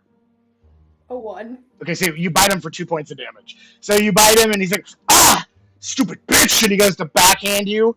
And you've already done your reaction. Olympia, are you reacting to his attempt to backhand? So can I wild shape from one thing to another like that? Yeah. Or I have to like Okay, No, you can. I am going to immediately wild shape into a giant hyena. Okay, so he goes to backhand, and you wild shape into a hyena, jump off her shoulder, and he's just he like falls backwards. The other guards pull their swords out, and that's where we're gonna stop. No. Yep. And you both hear the scream. Everybody at the party hears the scream in the back. Really? Yep. No. I'm gonna save my coin for the next time. This evening is so unfair. Well, I want to bite thanks to dangle this beauty in front of me, only for it to be stolen away by bureaucracy. make a deception check if you're trying to convince him that was you screaming.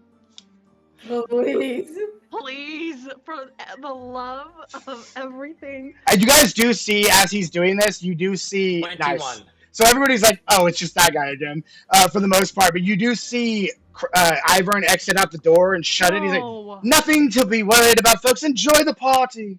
And he like walks forward. If anyone does ask, I did steal it. The pendulum? For the price I did steal the pendulum for the price I paid for it. All right, that is where we're going to leave off.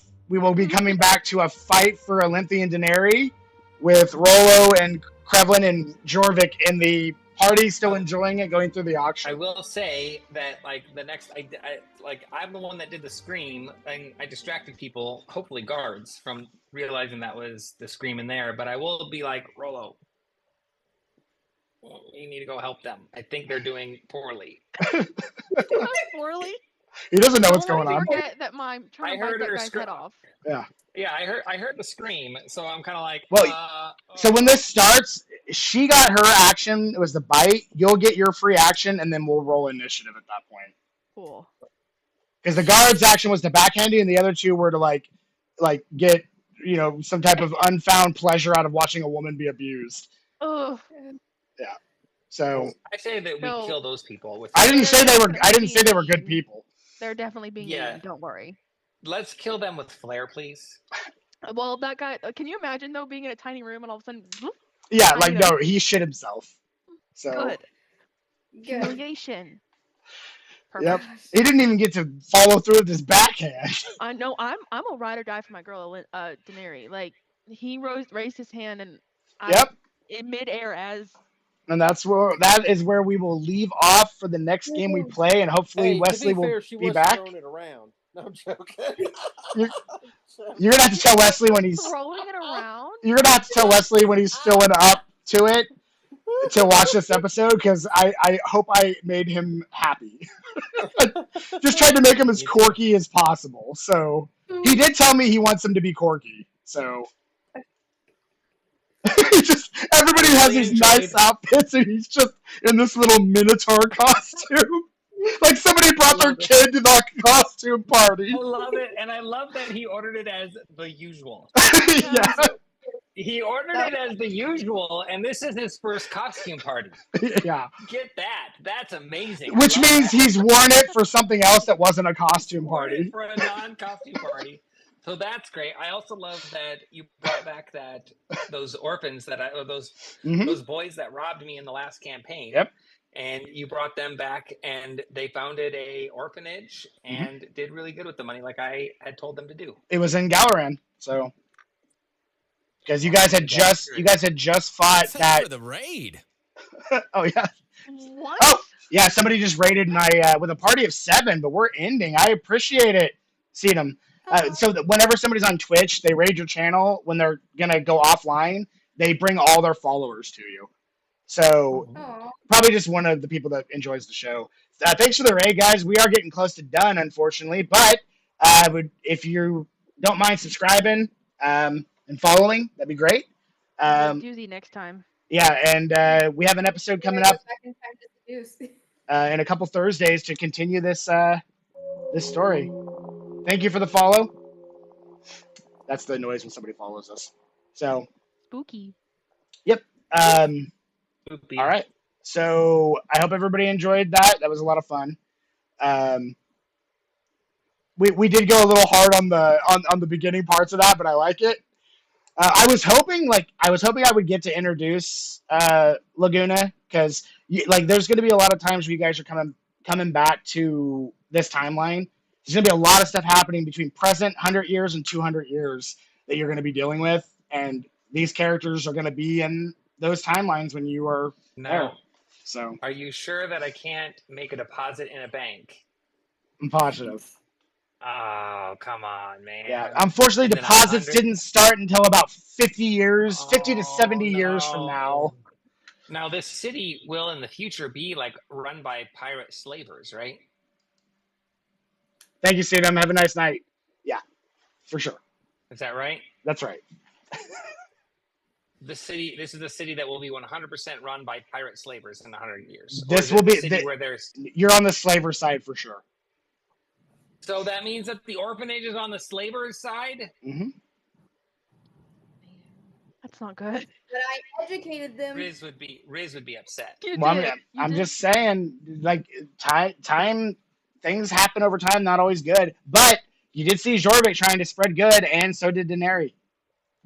So maybe that will help. Who knows? Maybe if they can educate the awful pirates, it might change. I bought a crystal pendulum.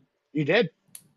Can you imagine if she changed history enough to make them not slavers anymore, and your whole story, your whole background for Galantrie is gone?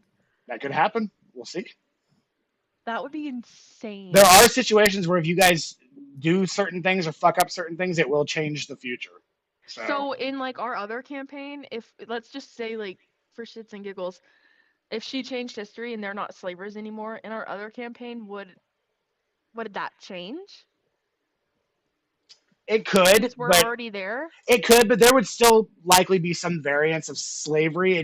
There might be certain people that went different paths. Everything can change in the blink of an eye, but to completely change history from what the things you guys have just done here, probably not.